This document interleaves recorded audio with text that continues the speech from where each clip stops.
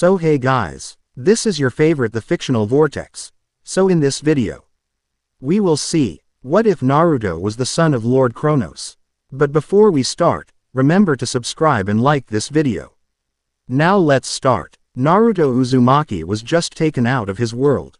He was taken out of his world. It was just a few days after the Fourth Shinobi World War.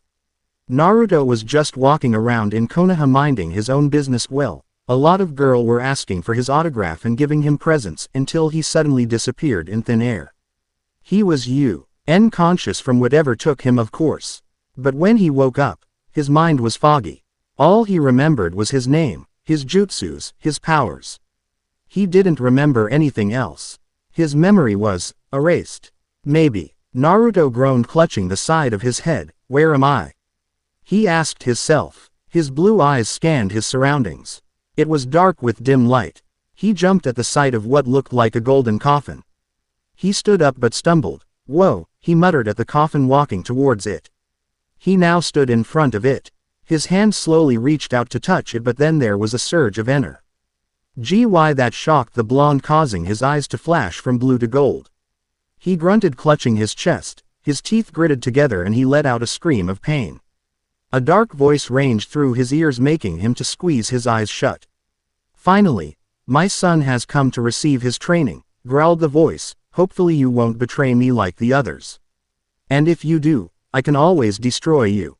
I brought you here for a reason, my son. Quote. Naruto finally stood straight, facing the coffin with a small frown. What's the reason? The voice chuckled darkly. You have a destiny. You are a part of the great prophecy. He revealed to his confused son. That's cool and all, but, what's a great prophecy? Naruto asked curiously. The prophecy of where it decides the fate of Mount Olympus, the voice answered, sounding annoyed. I shall bestow it upon you. A half-blood of the eldest gods shall reach 20 against the odds, and see the world in endless sleep. The hero's soul, cursed blade shall reap. A single choice shall end his days. Olympus to preserve or raise. The child of time must decide. The light or dark shall be his pride. Naruto blinked. So am I the half-blood of one of the eldest gods? Plus who are the eldest gods? You are the child of time, the voice answered. The eldest gods are my sons and your older brothers who betrayed me. Zeus, Hades and Poseidon, they overthrew me. Chopped me into pieces. But you are the son, the child I have yearned for. You must avenge me, my son. It is your destiny. You will train, to become stronger. When you are at your full power, you must travel to Camp Half-Blood. Okay. But, father, what's your name? Quote. I am the Titan Lord, Kronos, Titan of Time, Evil and Harvest, the voice revealed as Kronos. It's been a year. Naruto has trained and trained and trained. He's become stronger, more handsome, one might even say. But Kronos, his father, decided it was time for his youngest son to go to Camp Half-Blood. That is where he is going now. No, Mom, screamed a young boy around 16. He had obsidian black hair and bright sea green eyes. An angry roar filled the area. Naruto felt himself suddenly appear behind the monster in a beam of gold light. This surprised the boy. The monster wrapped its big hand around the woman's throat and she dissolved into golden dust. A smirk formed on the blonde's lips. Anger and hate filled the boy's sea green eyes that turned dark. The boy wanted to destroy that thing. He uncapped his ballpoint pen, turning it into a celestial bronze sword. He screamed, charging at the monster who balled its fist and drove it into the boy's stomach, causing him to cough out blood and to fly into a tree and hit the ground roughly. The boy clutched his stomach, wincing in pain, coughing. His vision grew blurry and his breathing turned heavy. His eyes shut, going unconscious. Percy, cried another boy who had goat legs. Oh, he was satyr. This is the first time Naruto's seen a satyr before. He was quite amazed. Naruto sighed, holding out his hand. In the palm of his hand formed a bright orange sphere of chakra. He ran in front of the monster, getting a good look at it. It was a minotaur. The Minotaur looked both surprised and angry at seeing the blonde before it could strike the teen. It wailed out in pain at feeling the sphere of chakra going through its abdomen. The Minotaur disintegrated into what looked like sand. The satyr was in awe, staring at Naruto, taking up his appearance. His blonde hair looked like it was cropped short and he had a great build. He wore a black headband tied around his forehead. He wore a black uniform-style jacket with an orange zipper that has several buttons on the waist and sleeves. He has a red armband around his left bicep with a scythe on it. His right forearm was wrapped from his bicep to his fingertips. He wore orange pants with a kunai pouch wrapped around his right thigh and black ninja boots. The son of Kronos stood on his feet, turning around to face the satyr who swallowed.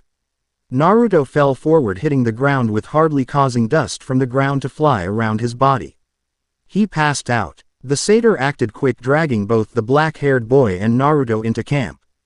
A pair of blue eyes that sparkled like gold snapped open. The eyes belonged to Naruto, who sat up with a small frown.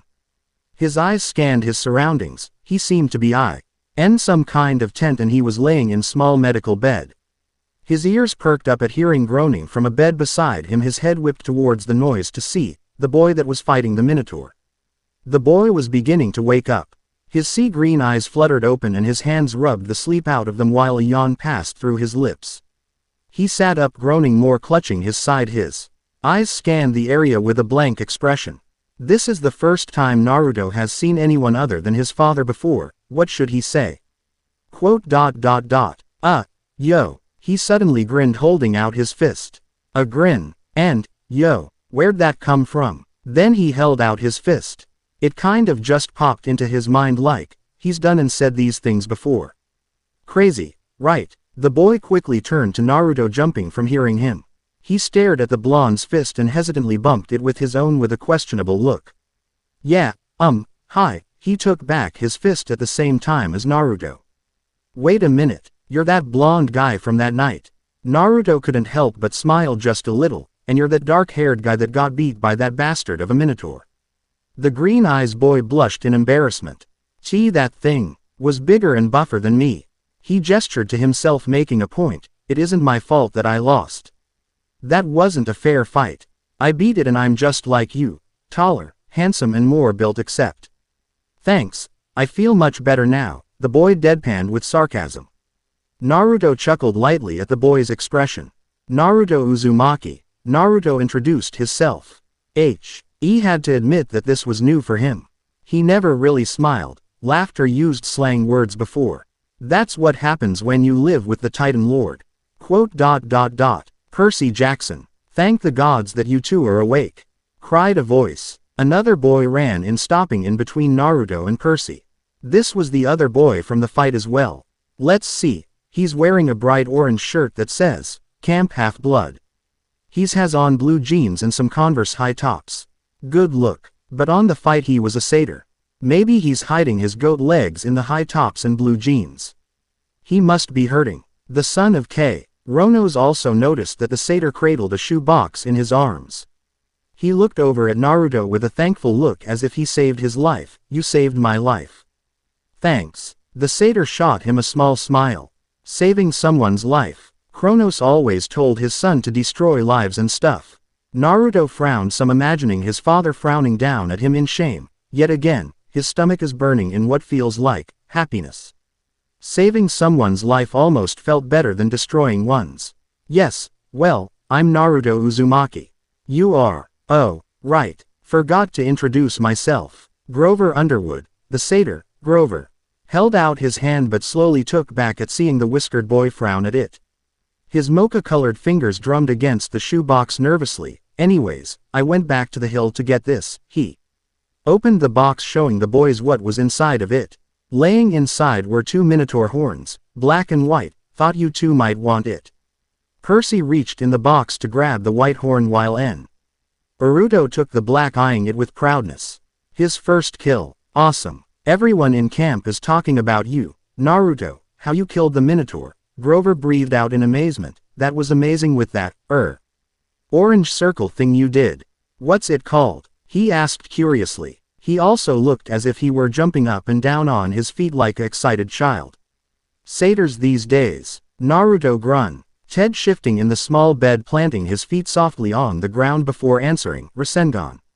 That's what it's called. It's my signature jutsu. Percy arched a brow. Jutsu. Like ninjas and other stuff. Naruto nodded. Yes, exactly. A ninja, and he's also a demigod. That's a nice combination. Grover thought, still amazed, until Percy asked something that made his facial expression drop. My mom, is she really?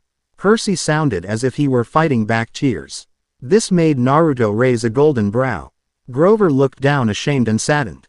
He was sniffling as well. I'm so sorry, Percy. It's all my fault. I'm the world's worst satyr. He stomped his foot on the ground so hard that his high top fell off. His eyes widened at this along with Percy's. Naruto blinked, scratching his left temple in confusion at seeing Grover's foot. It was wrapped in styrofoam and there was also a hoof-shaped hole. Oh, sticks. He cried and there was a rumble of thunder outside. He struggled putting the styrofoam back on, still sniffling. This is new. I've always wondered what a satyr would like, sniffling like a mere child, Naruto thought. He then groaned at seeing what seemed to be him as a child covered in blue, white, red and purple paint stains. He wore a light blue shirt with a red swirl in the middle of it. He was barefoot and wore light brown shorts. Tears rushed down his cheeks as he wished for parents to love him. Be with him. Whoa. Grover caught Naruto, who panted with his forehead covered in sweat. He almost fell out of the bed. But Grover caught him just in time before he struck the floor head first. Grover laid the blonde in the bed slowly with a soft sigh. You have to be careful, okay? Try not to strain yourself too much, he advised. Naruto nodded lightly, panting. He used his hands to wipe the sweat from his forehead. What was that mental image? A flashback. He didn't remember any of that happening before when he was a child. Matter of fact, he didn't remember anything from his childhood. Whenever he asked Kronos about his childhood, he would tell his son not to focus on the past but the future. And the blonde knows better than to argue with his father. Here, Grover handed him a glass of what looked like apple juice. But Naruto knew what it really was. It was nectar. He never had any before, but Kronos told him about it. It was the food of the gods. It'll make you feel better. Naruto took the glass from him. Grover also handed a glass to Percy, adjusting the straw for him. The two boys glanced at each other before taking a sip. Percy's eyes widened at the taste, as did Naruto's. Nectar really was the food of the gods. It was amazing. It tasted like chocolate chip cookies. The two gulped it down quickly, licking their lips at the taste. Naruto felt his strength returning to him. He felt powerful. That meant a good thing. Adrenaline and power coursed through his veins. Then Grover asked, was it good? Percy nodded, sighing, wishing for more. While Naruto spoke, it was delicious. The most tasty thing I have ever tasted before in my life. Never tasted nectar before. Grover raised a brow. How did you know it was nectar? He questioned. Naruto realized his slip up but decided to go with it. He did the smartest thing any teenager would do. He stammered but shrugged. Grover waved it off but asked something else that made both Naruto and Percy feel guilty. Was the nectar good? Sorry, Percy said. I should have let you taste. Yeah, sorry, Naruto mumbled, embarrassed. He never felt guilty about anything. Grover's eyes got wide. No, that's not what I meant. Really, I just wondered is all. Chocolate chip, Percy supplied to his best friend. My mom's. Homemade. Naruto's shoulders tensed at that. A mom, a mother, he never heard of one of those before. But from what he's told, they are supposed to be loving and caring.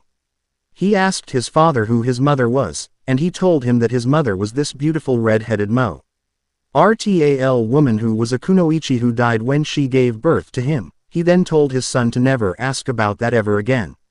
But he did say one other thing. His stepmother was Ria. Percy saw the look on the blonde's face. Hasn't your mom baked you any cookies? I don't have one of those, he grumbled, narrowing his blue eyes at Percy, making the teen flinch uncomfortably. Sorry, stepmom. Never met her. Dad? Percy asked slowly. Naruto growled and Grover gulped at this. He doesn't bake. Look, I'm just not like you. I don't have a mother and I have never met my stepmother before. It was always my father and I. Percy swallowed his now dry throat at seeing Naruto's blue eyes shine gold-like, full of anger and sadness. Now it was time to apologize for being such an idiot, asking too many questions. Sorry. I just didn't know. His now gold eyes shimmered down to blue as they glanced down. Whatever. Just don't ask me anything like that ever again, he whispered, cracking high. Knuckles causing Grover to quietly to bleat. Percy had no right to ask personal questions like that. Some kids just aren't lucky like him. Sure, living with the Titan Lord in what looked to be Tartarus for a year was great. But he wanted his father to love him. He did love him, but, more. Show more affection towards him. His father always told his son that he was his chosen child, to avenge him, and that one day they would rule together just like he dreamed. But, maybe that wasn't enough for Naruto. Grover sighed, breaking the silence. How do you guys feel? Like I could throw Nancy Bobofit 100 yards. Percy answered. Naruto arched a golden brow. Nancy what? Who in the world is that? The dark-haired boy sighed, running his fingers through his dark locks, feeling good to get away from that moment. She's a bully at my school. School? Bully? Naruto repeated. He missed out on that kinds of stuff. If a bully did come up to him, he would just blast them into ashes. If a bully came to me, I'd just blast them into ashes. Problem solved. He smiled with a light chuckle, his mood starting to get better. Grover smiled at that, as did Percy. Percy and Grover's facial expressions turned dumbfounded. Wait, blast the bullies into ashes? Gee, that's good. Grover nodded. That's good. I don't think you could risk drinking any more of that nectar. Wait, what do you mean by that? Percy asked, totally confused. Naruto nodded, confused as well. Yeah, if this nectar heals us, then why not drink more? We'll be more, how do you say it? Awesomer.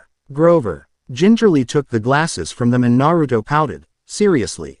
What the hell is this world doing to him?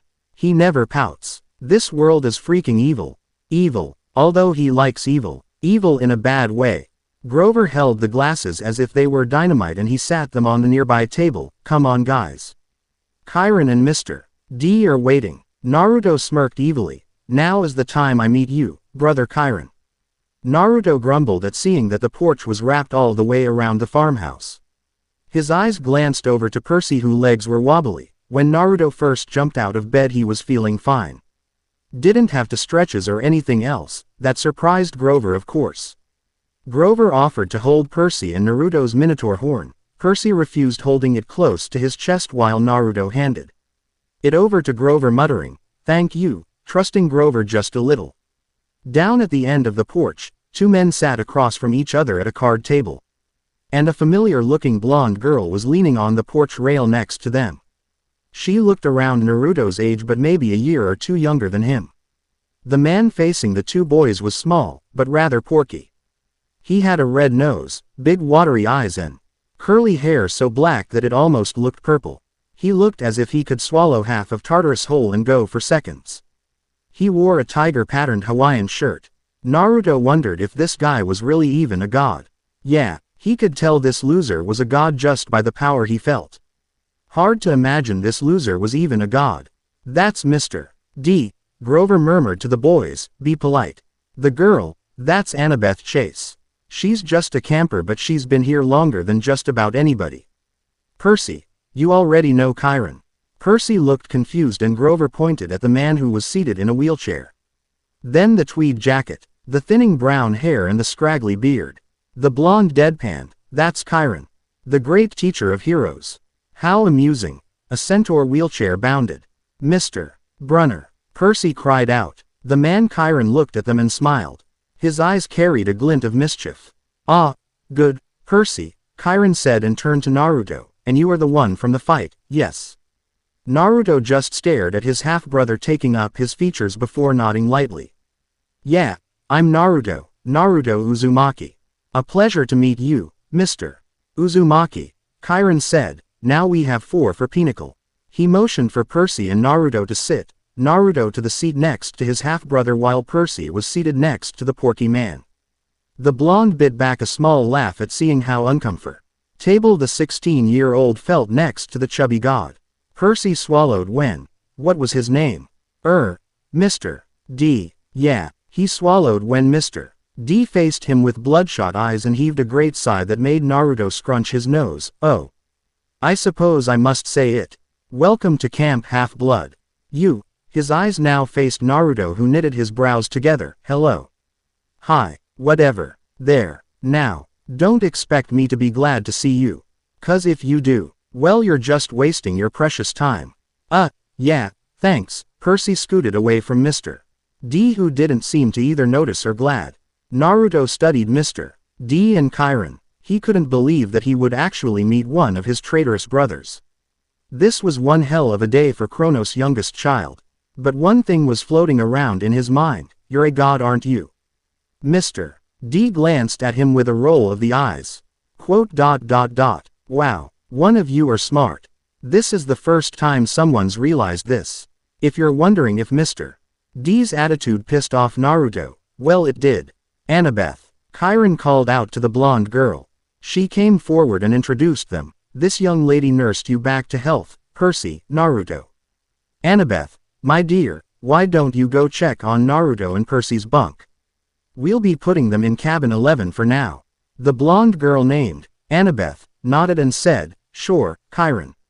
Naruto noticed that he was inches taller than Is Annabeth girl, but she was just inches taller than Percy. She looked athletic, which surprised both boys.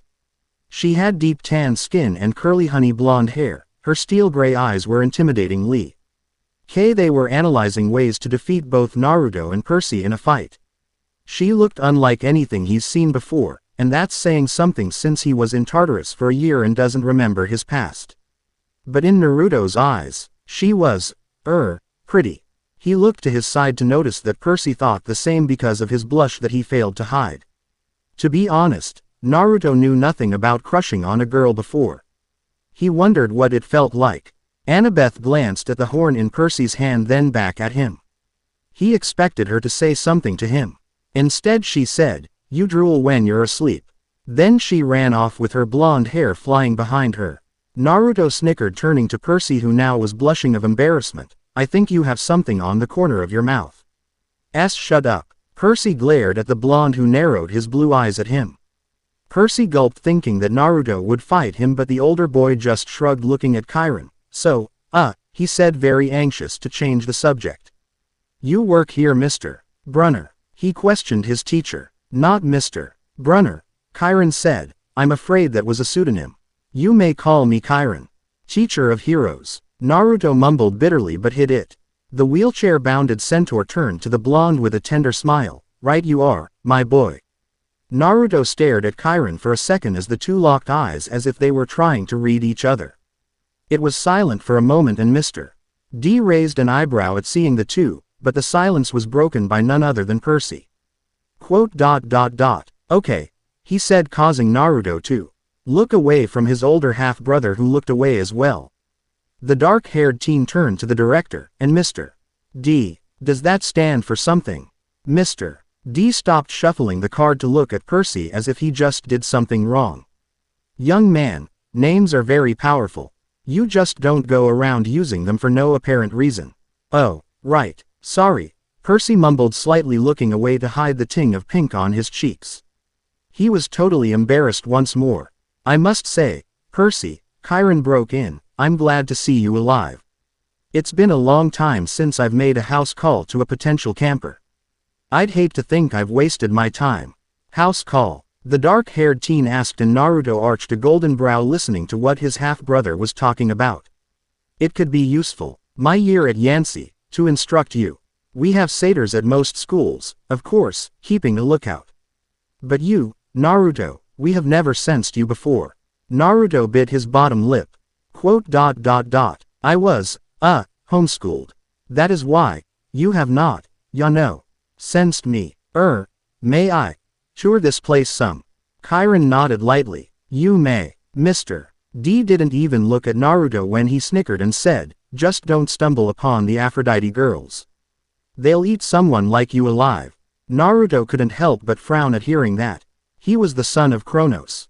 He could handle some Aphrodite girls. He heard about them from Kronos. He thought that their mother was just a whore since she slept with different men almost every day. Naruto thought it was some kind of routine she had. He hoped that her daughters weren't the same. The blonde murmured that he would see both Grover and Percy later. The two nodded, but Percy looked as if he wanted to tag along with the blonde. He pocketed his hands, walking away from the other. With his lips puckered to the side, scanning some of Camp Half-Blood. He admired all of the cabins and everything else. This brought a smile to his face. If Kronos saw that smile, Naruto would have gotten an earful from his father who he loved dearly. He had to focus on one thing, and one thing only. Oof. He was knocked right out of his thoughts as he bumped into someone. He caught the person before they could fall. His blue eyes met a pair of dark blue eyes that seemed to have a glow in them. His eyes took up the person's features. It was a girl, roughly around 16 or 17. She had silky black hair that stopped at her lower back. She had a bit of pink eyeliner on and a shade of pink lipstick that made her lips look kissable. All in all, she was the most gorgeous girl Naruto's ever seen. And that was saying something since he didn't know any girls, except for Annabeth who just met. Something happened to the 18-year-old. A tinge of pink formed on his whiskered cheeks. The girl backed off Naruto, some rubbing her arm in embarrassment. Sorry, I wasn't paying attention. Naruto felt his jaw drop at how gorgeous she was. Gorgeous didn't even begin to describe her. He had to straighten up. He was the child of Kronos after all. So he sucked in the air and exhaled it out, feeling his cheeks burn up even more. So he said something any teenage boy in his predicament would say. And no, it was totally my fault. I was thinking and I was being an idiot. Hi, I'm Naruto. Naruto Uzumaki. He held out his hand with a nervous smile. Girl giggled and shook his hand with a tint of pink on her cheeks. Selena Beauregard, nice to meet you, Naruto. The two kept shaking hands, liking the warmth of their hands touching. But they flushed at seeing they were still shaking and took their hands back quickly. The son of Kronos didn't know how to respond about finding himself blushing over a girl. But he bit his tongue after feeling his heart throb. Was he seriously starting to crush on someone? So, his eyes landed on the necklace around her neck. He mentally counted the beads on there. You've been at camp for 5 years? He asked, wanting to start a conversation with this pretty girl. Selena fiddled with her necklace before nodding with a small smile. Yeah, I came here when I was 12 a few summers ago. I was in the Hermes cabin for a week before my mother claimed me. Who's your mother? Aphrodite, goddess of love, Selena answered with a shrug as if it were no big deal. The whiskered teen couldn't believe it. He was crushing on an Aphrodite girl who didn't even act like she was Aphrodite's child.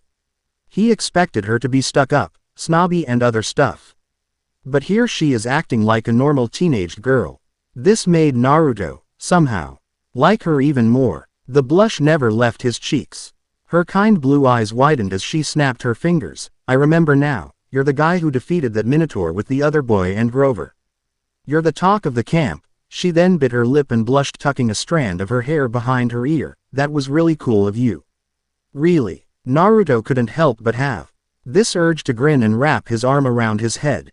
Sadly, he did. It was no big deal. I saw the Minotaur and destroyed it using my incredible ninjutsu powers. Ninjutsu? Selena blinked in confusion. Wait, you mean you're a ninja? Quote, and guessing by your expression, I'm probably the first to ever step foot in Camp Half-Blood, yes.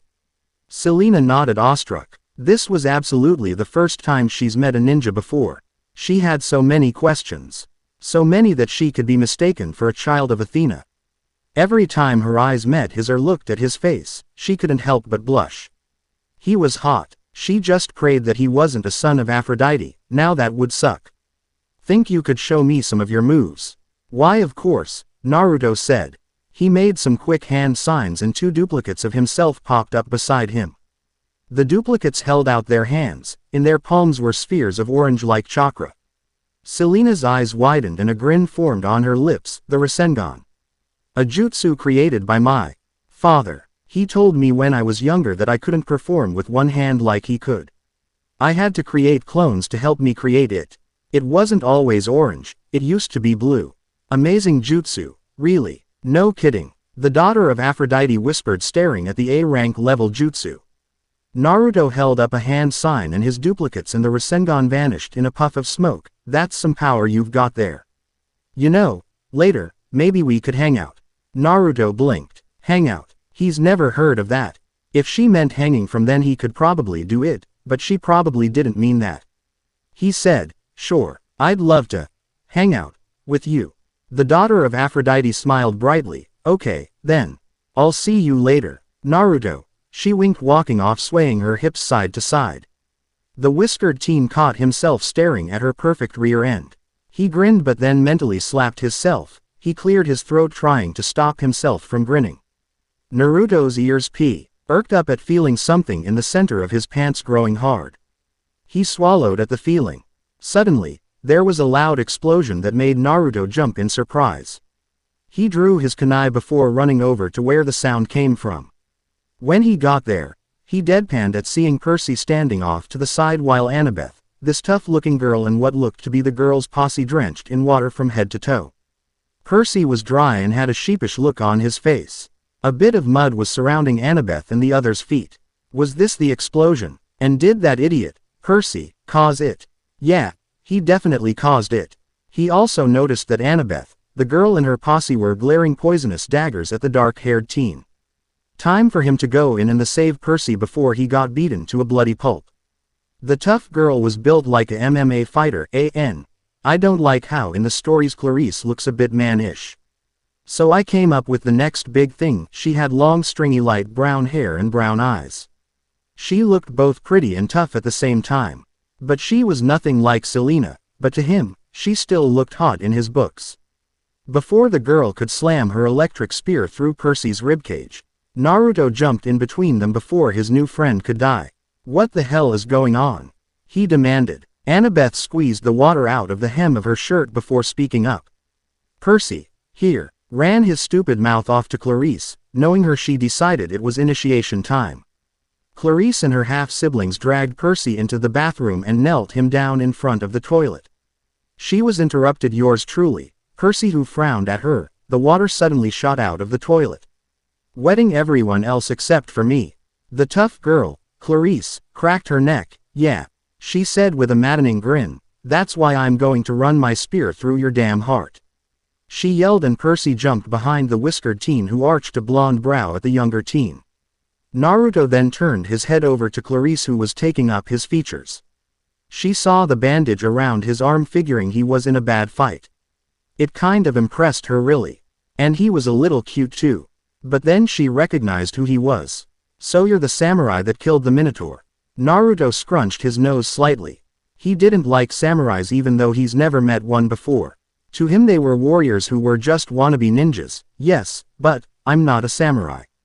A ninja is what I am. He extended his hand out with a friendly smile he was somewhat getting used to doing. Naruto Uzumaki. A pleasure to meet you. Warrior girl. Clarice first blinked in surprise at the nickname, as was Naruto. Something told him he used to always give people he met nicknames. Thanks for the nickname, Clarice said, and her lip twitched into a half smile. She shook his hand. Clarice LaRue. She introduced herself and took her hand back, but her half smile turned into a glare that was directed at Percy. You had to save Percy over there, Not surprising since he's such a weak ass. Percy growled, sending a glare back to the warrior girl, who clutched her spear so tight that her knuckles cracked, causing him swallow but keep his glare. Because he's tough like that. The blonde glanced behind him and shook his head lightly with an amused look. It's not because he's weak. He has never trained or fight the deadliest of monsters in the nastiest of places. I've seen them all. He pointed at Percy using his thumb. He's been protected from everything evil his entire life up until now. He's finally on his own and has to think for himself now. That is, if he lives long enough to do so. Annabeth gaped at what the shinobi said. He fought the deadliest of monsters. That kind of brought back memories. Percy, of course, was jaw-dropped at knowing that. Well, Naruto knew that about him and he didn't even tell him. But Clarice was awestruck and very impressed. If he did one more thing to impress her, she would officially be in love. Naruto wrapped his arms behind his neck and sighed, beginning to walk away. Percy was okay until Clarice was walking over to him. A madwoman grin and sparks dancing around her spear, even in her eyes. Percy swallowed the lump forming in his throat, backing away slowly but quickly looked over at the blonde who saved him from the Minotaur. Some help, please. Without even looking at Percy, he replied, you caused the problem, so handle the problem. Don't expect someone to help you out of your catastrophes all the time. See. Oz, I don't fight other people's battles. See ya, Percy, Annabeth. He then turned around to wave at Clarice, who now blushed, which was weird, even for her. Catch you later, Clarice LaRue.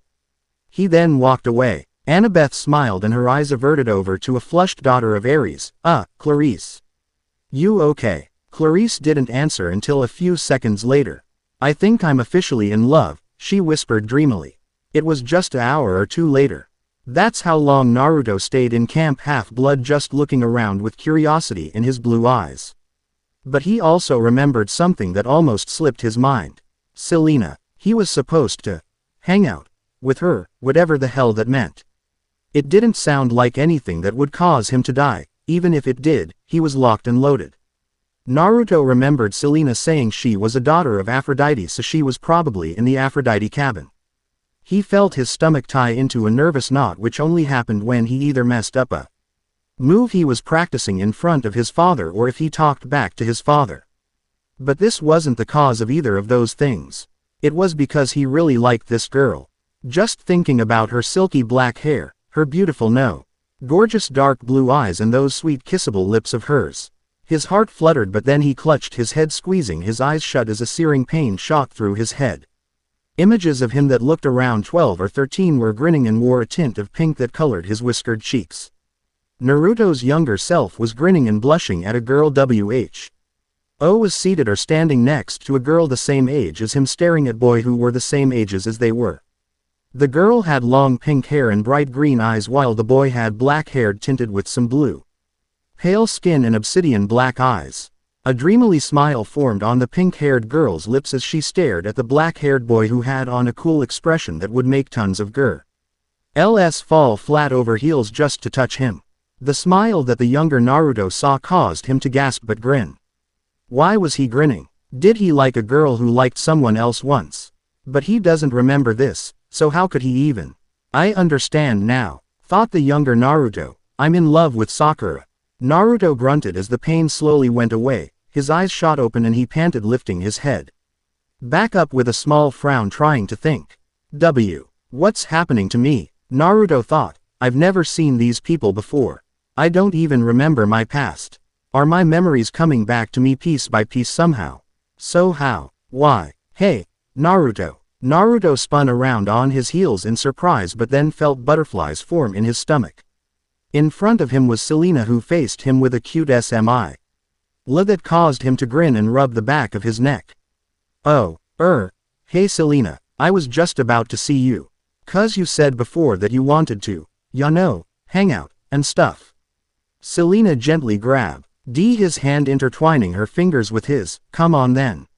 She started to run, dragging him along with her. I want to show you something amazing. This made Naruto ponder on what she wanted to show him. His face paled. Since she was a daughter of Aphrodite, would she make him have a makeover by any chance? No, Selena is different. But she was still a daughter of Aphrodite. He silently prayed that it wasn't going to be a makeover. Selena then stopped in front of what looked to be a horse with wings on its back. Naruto stared at the magnificent creature in awe. His brain clicked. He knew what these creatures were. A Pegasus. The blonde whispered loud enough for Selena to hear. She gently laid her hand on top of the Pegasus's head, stroking it softly. Right you are, Selena said. He's beautiful, don't you agree? Naruto lightly nodded. Very. Selena noticed that Naruto's feet were shuffling on the ground as he stood. He chewed his bottom lip, nervously staring at the Pegasus. She giggled lightly, knowing that he was nervous about touching the Pegasus. So she took his hand and laid it against the Pegasus's neck. Don't be so nervous. She won't bite, she said in a joking manner. He glared at her as he rubbed the Pegasus's neck. Ha. Very funny. Naruto continued to rub the creature's neck in silence for a few minutes with a gentle smile on his lips. The Pegasus had a peaceful look on its face. It was like the two were slowly becoming friends. What Naruto also caught was that the Pegasus was in different beautiful colors. He felt some kind of bond starting between him and the creature. That's when he soon realized something. Hey, he turned to Selena, whose eyebrows were raised. Didn't a son of Zeus have a magical Pegasus he used to ride all the time? He daughter of Aphrodite hummed in thought. She soon snapped her fingers knowing the answer to the blonde's question, yeah.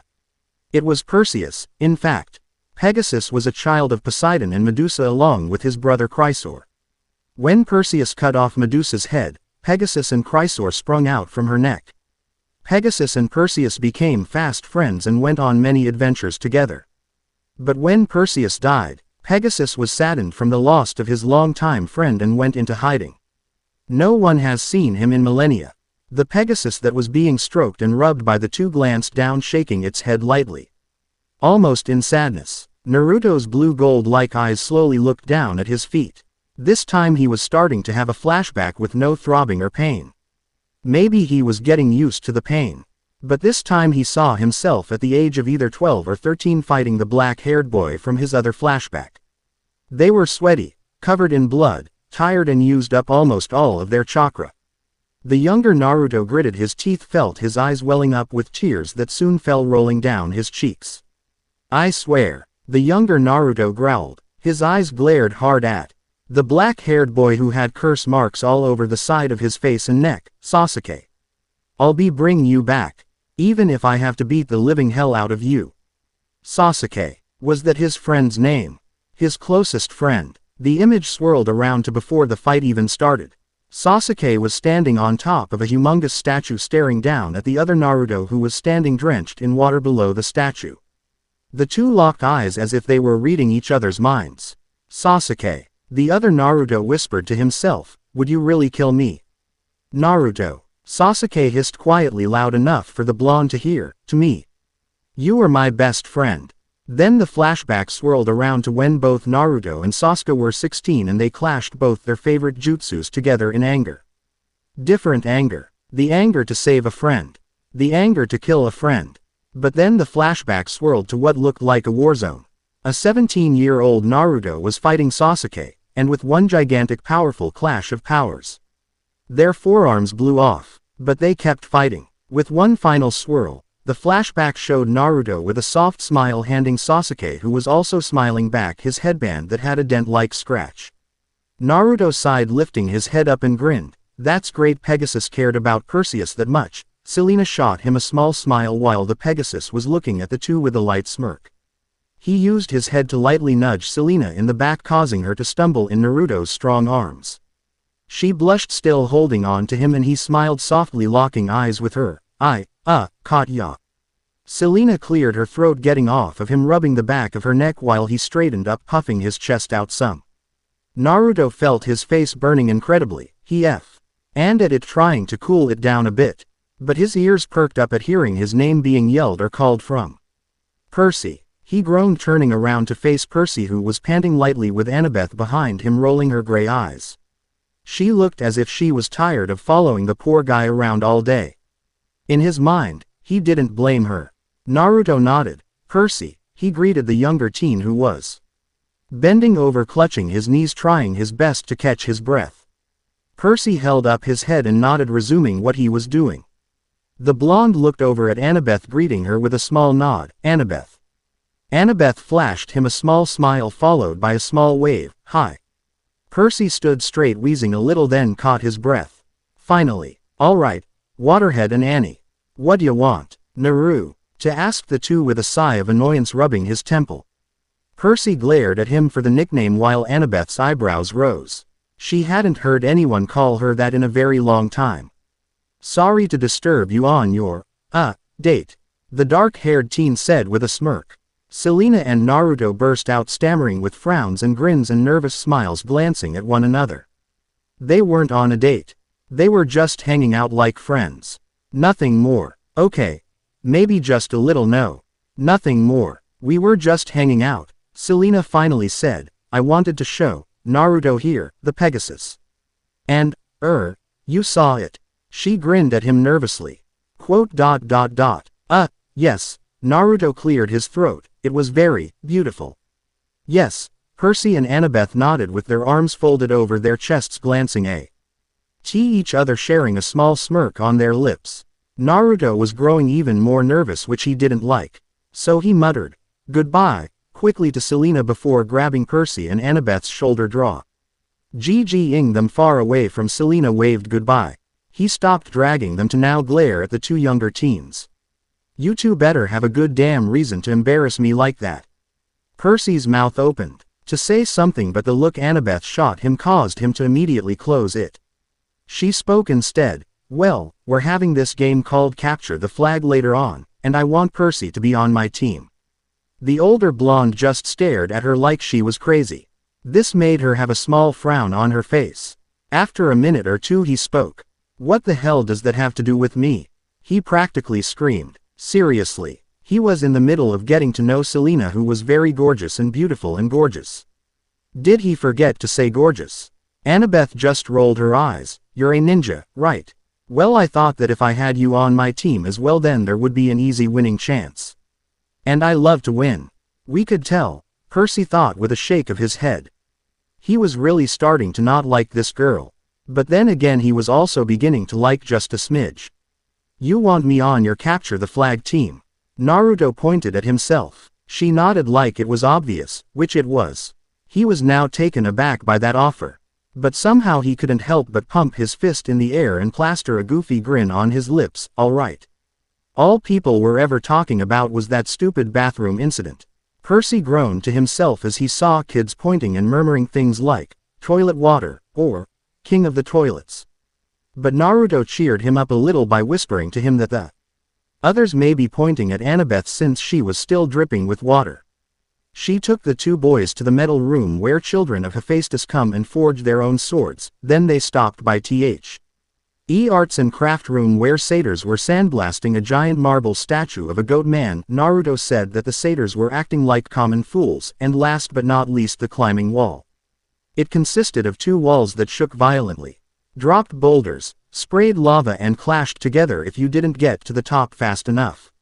Percy gulped, shaking some, but Naruto's eyes sparkled with admiration. He sniffled, crying almost. It was the most precious thing he's ever seen in his entire life. The wall reminded him of the time he once fell into a fiery pit somewhere in Tartarus.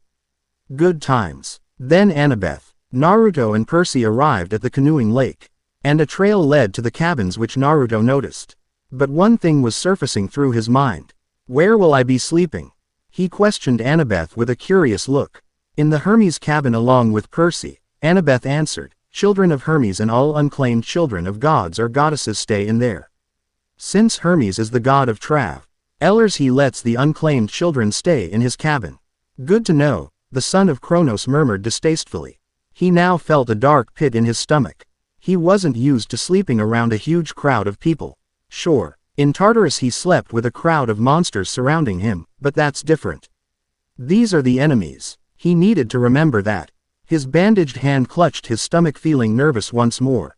I've got some training to do, Annabeth said flatly. Dinner's at 7:30, just follow your cabin to the mess hall. Percy had to say it. He just had to. Annabeth, I'm sorry about the toilet. It was an accident. Really. Whatever. It wasn't my fault. She then looked at him with a look that said, idiot, it was your damn fault. His shoulders slumped. Naruto's EYs looked back and forth at the two younger teens. He kept doing this for a while until a grin spread across his lips. Romance problems, I presume? He asked teasingly. Annabeth and Percy turned beet red, whipping their heads over at him, stammering and screaming, no way. Or, not even if I was getting mauled by a drachne. His grin soon turned into a smirk. Consider it payback for embarrassing me in front of Selena. Percy sighed. Payback's a bitch. Got that right, Jackson. Change of subject, Annabeth said quickly. She pointed at Percy, then Naruto. You guys need to talk with the Oracle. Who's an Oracle? Percy frowned. Not who. What? The Oracle. I'll ask Cairo. Naruto raised a brow. The Oracle. You mean the Oracle? The Oracle of Delphi, slayer of the mighty Python and prophecy teller of Phoebus Apollo.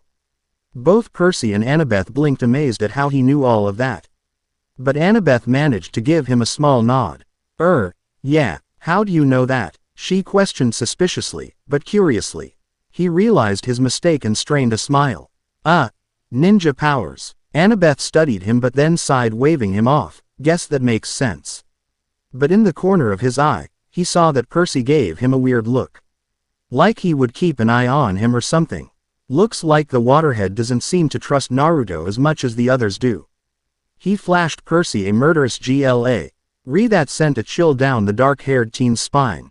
Yep, he was now growing even more suspicious of the blonde. Naruto sniffed the air and smelled seawater. It wasn't Annabeth because she smelled like olive oil, and it wasn't him because he smelled like ramen. So it was coming from one person. Percy. Naruto scrunched his nose at the smell. It wasn't very delightful. He remembered Kronos telling him that children of Poseidon smell like the sea itself. His eyes widened as he took one last glance at Percy. No fucking way. The waterhead is actually a waterhead. He's the son of Poseidon. The scent, the eyes, the skin tone, the hair. Son of Poseidon. Percy Jackson. He's the son of. Wait, he's the son of Poseidon. Naruto's face turned dark and he swallowed the lump forming in his throat. Then that means the great prophecy is coming true after all. Percy may be the one the prophecy speaks about. The one his father must defeat and kill in order to destroy Olympus and rule the world once more. Looks like Naruto has to befriend this weakling of a demigod in order to carry out the plan. He doesn't like it, but he has to do it, or he'll suffer his father's wrath. He sighed, pinching the bridge of his nose. Just what he needed, a child born from one of his brothers to get in his way. A wolf-like whistle was heard from the lake. Hey, they're handsome. Naruto's eyes shot open. ND whipped his head over to the lake only to see a couple of naiads whistling and waving at him. That snapped him out of his thoughts completely. He waved back with a small smile. Don't encourage them. Annabeth frowned at the teenage girls in the lake. Naiads are terrible flirts. After hearing that the naiads were flirting with him, he raised a brow. They were flirting with me? He asked, surprised and taken aback by this. Annabeth nodded as if this were obvious. He blinked. Why? She bit her bottom lip, trying very hard not to blush. She gestured at his body. Well, because you look like this. The older blonde still looked lost, so Percy spoke up. You look handsome. Like quarterback of your school's football team kind of handsome. Quarterback. Naruto frowned slightly in thought. He shook that off his mind. So they want to be with me. That's what you're saying. Percy and Annabeth nodded. He looked back at the lake, staring at the naiads in disgust. He looked back at the two, shaking his head. I really don't see what's so attractive about them. Percy blinked, thinking. Hold on. If all the kids here are half god. Demigod. Naruto and Annabeth said in unison. They ised a brow at each other for a moment, then looked away. That's the official term, she said, are half-bloods. Who's your dad then? Percy asked. Naruto and Percy saw her hands tighten. He just hit a sensitive spot that shouldn't have been asked. Seeing Annabeth look uncomfortable, well, more like angry, caused Naruto to whack Percy up his head. The dark-haired teen yelped, rubbing his and glaring at the blonde, who glared back. After a minute or two, she finally spoke once more. My dad's a professor at West Point, she mumbled. I haven't seen him since I was very little. He teaches American history. Seems as if you don't like him very much, Naruto said. Annabeth looked down in somewhat sadness. Because maybe it was true. He could tell just by looking at her she had a rough past. Something they both shared. He's human. It was time for Naruto to intervene before a fight broke out, which he wouldn't mind. Something Kronos was talking about popped up into his mind. What's happening on the summer solstice? He questioned the daughter of Athena, who froze, then stared at him. You know something. He fiddled with his fingers, trying to come up with a good lie. He couldn't tell them. Had he overheard his father talking about it, they'd get suspicious. I heard some satyrs talking about it. But, other than that, no. I don't know anything. Percy snapped his fingers. I heard Grover and Chiron talking about it at my old school. Her shoulders tensed and she fiddled with her camp necklace. I wish I knew. The satyrs, Chiron, they know, but they won't say a word about to me. I can tell that something is going on in Olympus. Something not good. Last time I was there it seemed normal. Naruto smirked at the fact she'd been to Olympus. Percy blinked. You've been to Olympus before. Some of us year-rounders. Luke, Clarice and I and a few others, we took a trip to Olympus during the winter solstice, she explained. That's when the gods have their big annual meeting. How'd you get to Olympus? The whiskered teen asked curiously. He just had to know. He would reveal the location to his father. Long Island Road, of course, she said, looking at him like he should already know this. You get off at Penn Station. Empire State Building, special elevator to the 600th floor. You two are New Yorkers, right? Oh, sure, Percy said. Naruto shrugged lightly. He didn't know about those things. Right after we visited, the weather got weird, as if the gods had started fighting. A couple of times since I heard satyrs talking about it. The best I can figure out is that something very important was stolen. And if it isn't returned by the summer solstice, something terrible will happen. When you two came, I was hoping, well, Athena can get along with just anybody, except for Ares. Not to forget her rivalry with Poseidon. But, I mean, aside from that, I thought we could all work together. I thought you two may know something. The dark-haired son of Posei. Don shook his head with a hungry expression while Naruto tried to think of what was stolen.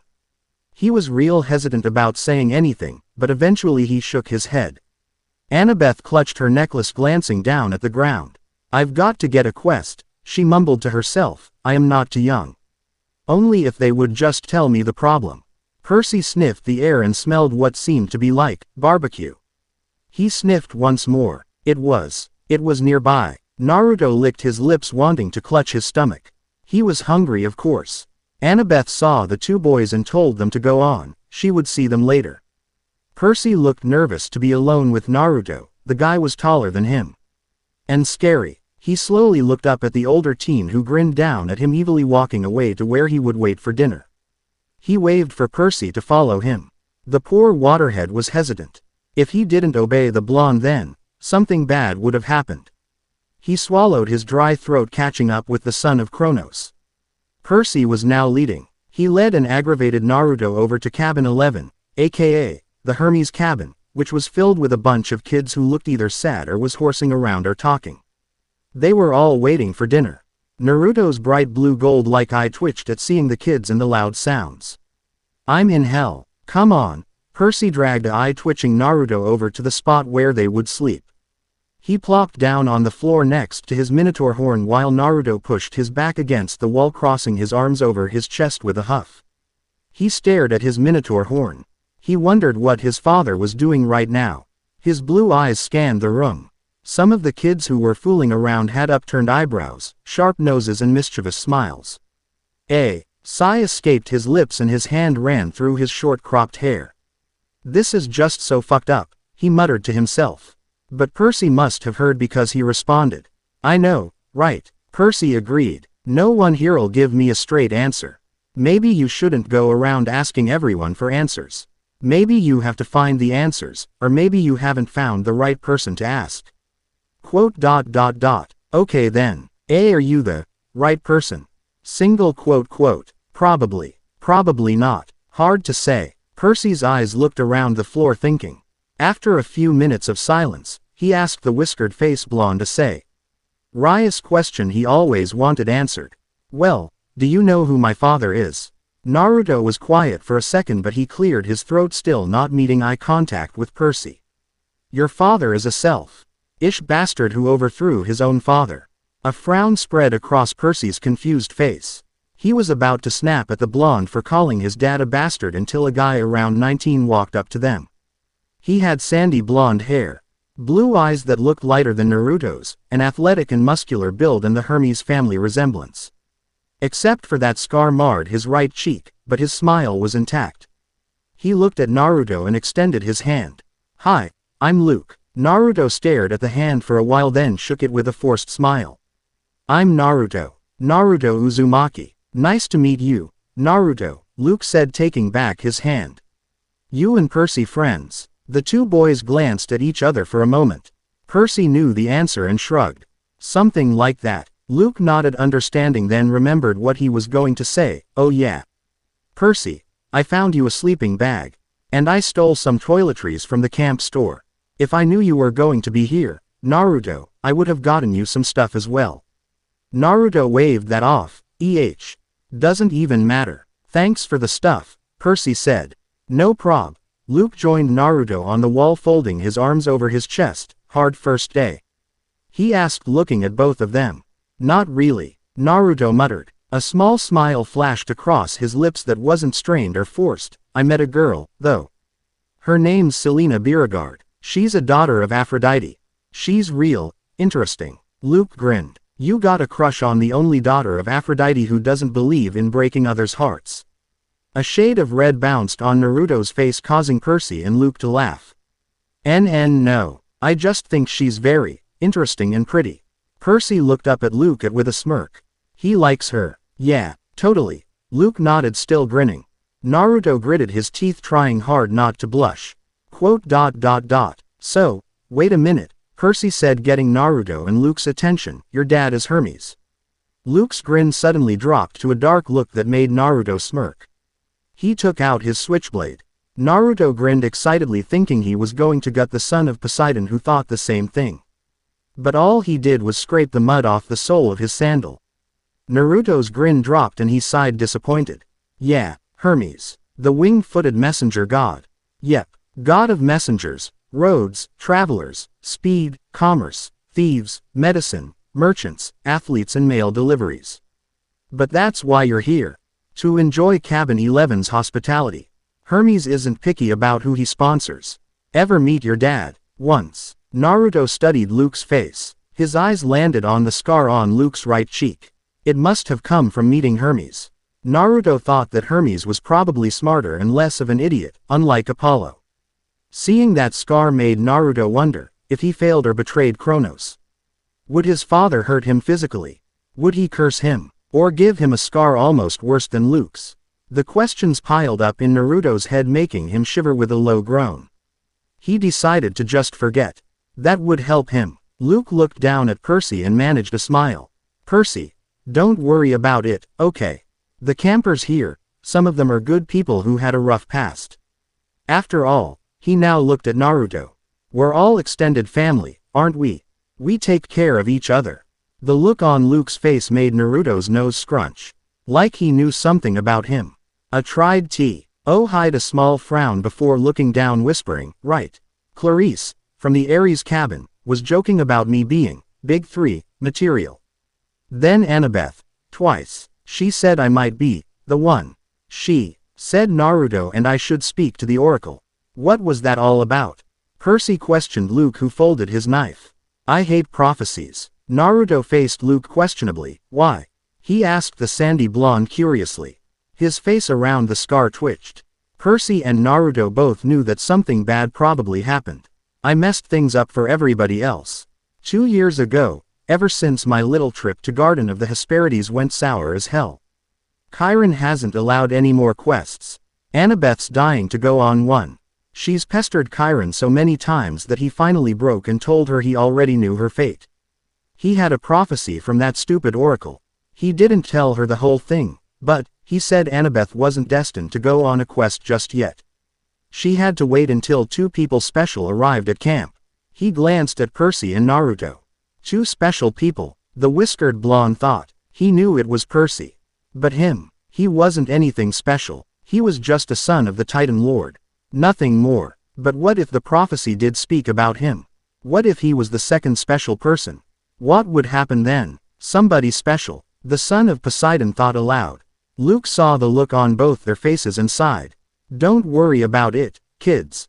Naruto shot the sandy blonde a death glare. I am not a child. He pointed at Percy using his thumb. He might be, but I'm not. Remember that, kid. He hissed, knitting his brows at Luke, who did the same. The 2 glared at each other, having a silent conversation. Percy jumped in before a fight started. Is it time for dinner yet, Luke? Luke heard a horn blow in a distance. He looked away from Naruto, who still glared daggers at him. Yeah, it is. When the son of Hermes walked outside of the cabin, Percy turned to Naruto, who had on his signature dark look. You okay? He asked, concerned. Even though they weren't technically friends, he could still care, right? He growled. That idiot knows something he shouldn't. Something about me. 11. Fall in. When Luke's voice rang through the inside of cabin 11, everyone spilled out of the cabin into the common yards. Everyone was rushing there except for Naruto, who wandered with his hands stuffed inside his pockets and his eyes closed, following the group of kids. Since Luke was obviously the counselor, he made the kids line up in order of seniority. A glare came across Luke's face, as his eyes landed on Naruto, who was the last in the line who wasn't in the line. He was next to Percy, who was. "Is there a problem, Uzumaki?" the sandy blonde asked, straining a friendly smile. This caused Naruto to scoff and grin, clicking his tongue. "No, there isn't. Why do you ask?" Him playing dumb made Luke grunt, clenching his fists. "Yeah," he said, walking up to the blonde, who was a few inches taller than him. But their faces were so close to each other that their noses almost touched. "Get in the line like everyone else." A sudden urge to act like a smart-mouthed idiot came across Naruto. Who grinned even more and jabbed Luke in the chest. "Sorry, but, last time I checked, you aren't my daddy. Remember that, kid?" He winked at the last part. Luke kept glaring at Naruto, who just grinned like a madman. He finally sighed, letting his anger go before walking up to the front, waving for the campers to follow him, which they did. Percy looked back at Naruto questionably. "What was that all about?" he asked. "Why don't you like Luke? He seems like a nice guy." "He's a nice guy, just in you and everyone else's eyes. I know the truth about him. He's not some regular old camper here, that's for sure," Naruto said as they marched up the hill to the mess hall pavilion. Satyrs joined them from the meadow, naiads came out from the canoeing lakes, and a few other girls came out of wood. Like the wood from trees. He smiled at seeing one of the girls, who were 9 or 10, skipping along with the other girls just like her. "What do you mean? Don't you know anything, Waterhead?" Percy frowned at the blonde. He didn't like the way how the blonde said negative things to him and everyone else. Maybe his negativity came from not having a mother. For now, he would just stay quiet around the older teen. In the pavilion, each cabin had their own tables. Torches blazed all around the columns. Central fire crackled. It was the size of a bathtub. All the tables were in white and were trimmed in purple. 4 tables were empty, but cabin 11's was overcrowded. Percy and Naruto squeezed into their seats, grunting. Then, after a few minutes, Chiron stomped his hoof on the floor, causing everyone to go silent and look at him. He raised a glass. "To the gods." Everyone else raised their glasses, shouted, "To the gods." Naruto frowned slightly at that, mumbling, "Yeah, to the gods." Wood nymphs came around with platters of grapes, apples, cheese, strawberries, barbecue, and also. Naruto's eyes widened. Ramen. His eyes never left the bowl in front of him that was full of deliciousness. He sniffed it and his blue eyes fluttered. He was in love. He was interrupted by his delicious by Percy, who tapped his shoulder. He pointed at the blonde's empty glass. "You want me to fill it, or do you wanna to do it?" "How do you fill it?" Naruto asked and watched as Percy spoke to it. Cherry Coke came bubbling into it. He gasped, picking the glass up. Not because of the speaking into it thing, but because he never saw a beverage like this before. He brought it to his mouth, gulping it down, loving the sweet taste. "Here, you go, Percy," Luke said, handing him a basket filled with briskets. Percy piled his plate, as did Naruto, as the two began fighting over the basket. But they stopped. Everyone was rising from their seats, walking over to the fire. Luke patted both boys' shoulders. "Come on."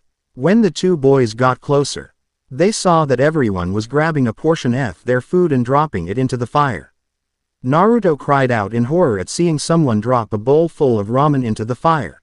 This was crazy. This was absolutely crazy. Why in the world would anyone throw ramen in that fire? He never had ramen before, but he cared for it dearly.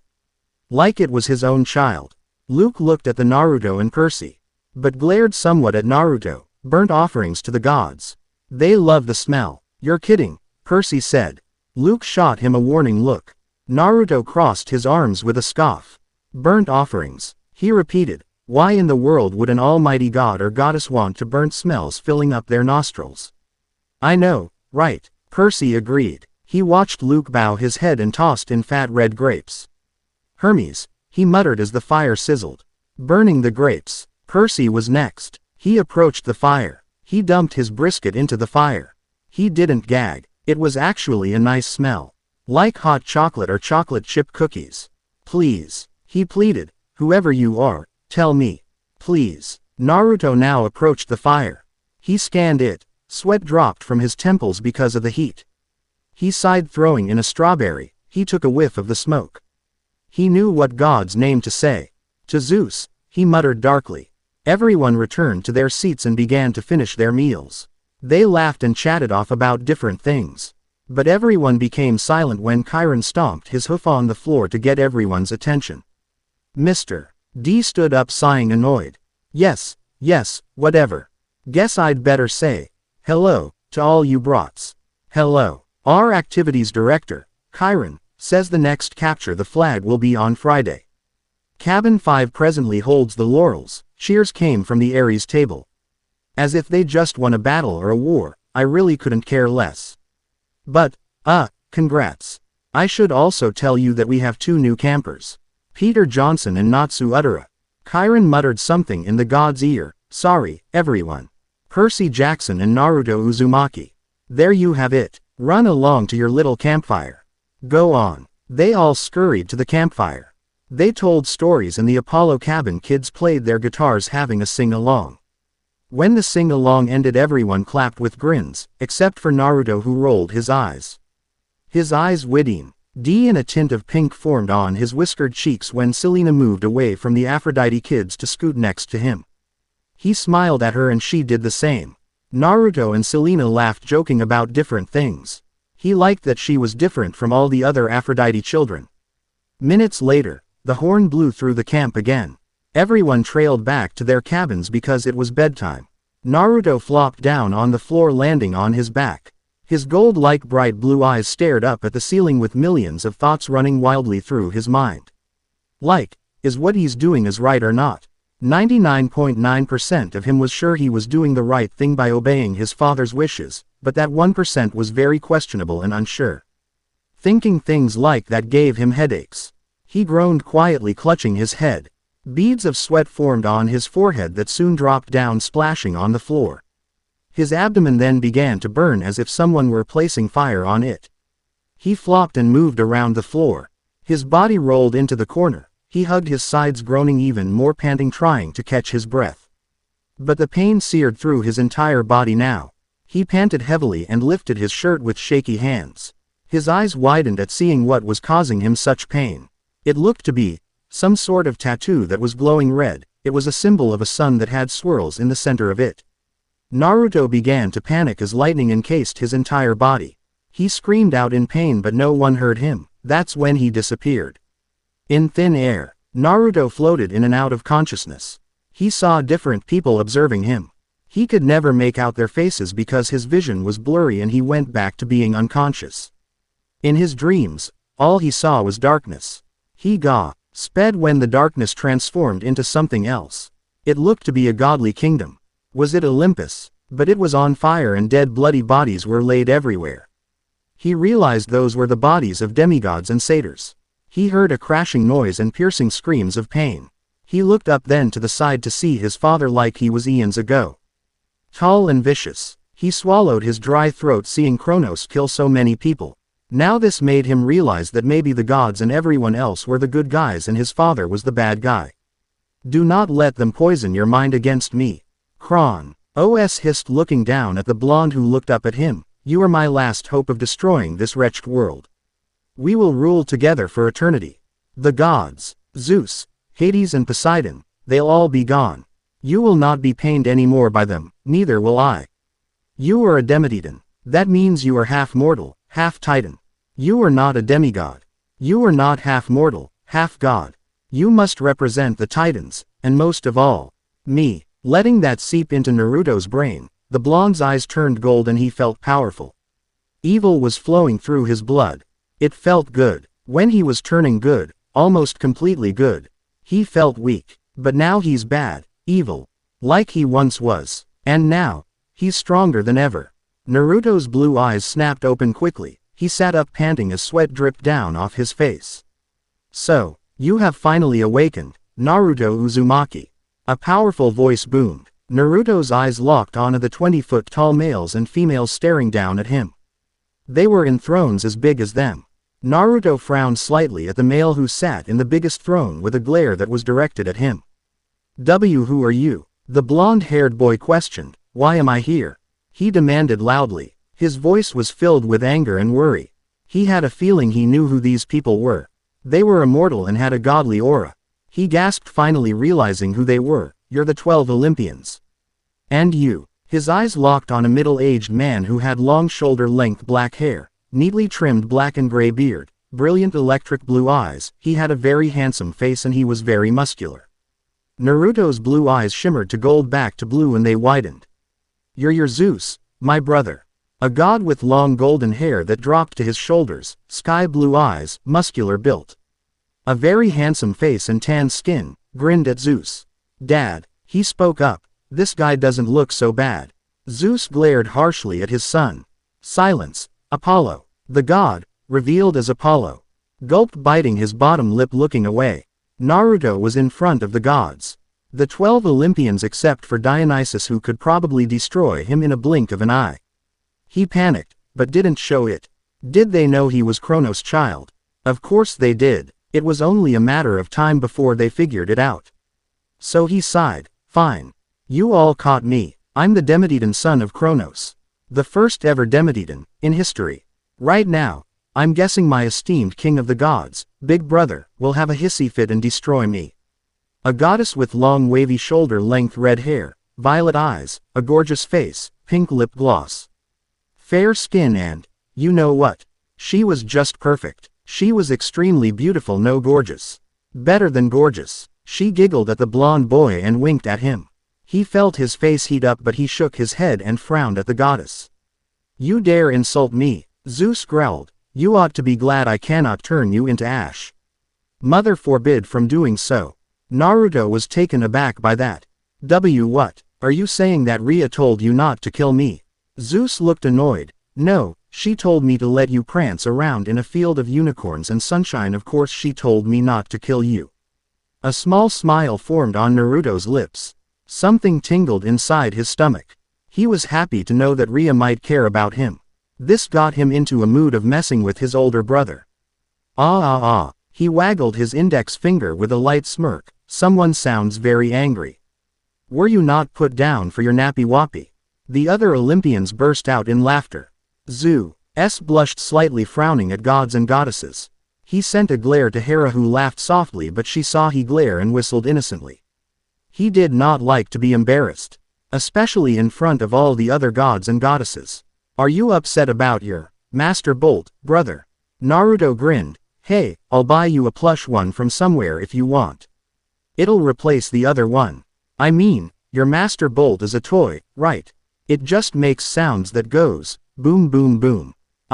Enough of this. Zeus boomed, causing the other Olympians to hush up quickly. His teeth were grinding together. If I'd not love mother so much, you would have been in tiny smoking pieces. Okay, I'll stop embarrassing you, brother. But tell me, why am I here? Simple. We found out you were Kronos' son, answered Artemis. She eyed him with a look of disgust. Naruto understood why, though. She was a man-hater. But how did they find out he was Kronos' son? It was quite easy, she said as if she read his mind. His eyes widened. You have a powerful aura. Too powerful for a demigod's, and a god's maybe. So we are going to keep an eye on you, Poseidon said, shooting his little brother a smile, just to make sure you will not try anything. Mainly because it is said that Kronos will rise once more. And since you are his son, well. Naruto gritted his teeth and furrowed his blonde brows. What, you all TNK just because I'm his son that I'll turn evil or something? Well, I'm not. He spun around on his heels and took a deep breath. I'll be taking my leave. And don't ever summon me here again. Swords clashed and clanged together. Sparks flew. Heads spun. People fell on their faces. The blonde son of Kronos was beginning to learn how to fight using a sword. Percy was training with Luke, and since Luke and Naruto didn't exactly get along well, he decided to learn from someone else. And that person happened to be Clarice, who offered to teach him. He decided that they should spend some time together since they've had little interaction. But after the past few days they've become fast friends. But something was bugging Naruto. Something that happened at least a week ago with the 12 Olympians. They summoned him and practically tried to interrogate him, except they said things like, we will watch you, or, we just have to keep an eye on you, and all those things made his head hurt. So he shook it off his mind and focused on what was important. The sword Clarice was holding. His sword he was holding. And how beautiful Clarice looked. His blue eyes widened at that last part. What? He liked Selena, right? Of course he did. But Clarice, she was his friend. And his friend only. Would it be weird to like two people in romantic ways? Nah. Gods do it all the time. A small smile spread across his lips as he collided his sword with Clarice's for one final time. The daughter of Ares backed away slowly with a smirk, lowering her sword. Sweat dripped down from her face. Well, looks like you've finally gotten the hang of it, she panted. Naruto's entire body was drenched in sweat. Pants escaped his lips and he blinked his eyes, trying to keep the sweat from getting in them. A grin plastered on his lips. Of course I did. War girl, I am a shinobi, after all, he said with a wink. He tried to grip his sword tighter, but it started to feel heavy in his hands. Yeah, she scoffed, shinobi that doesn't know how to work a sword. Don't ninjas fight with those katana thingies?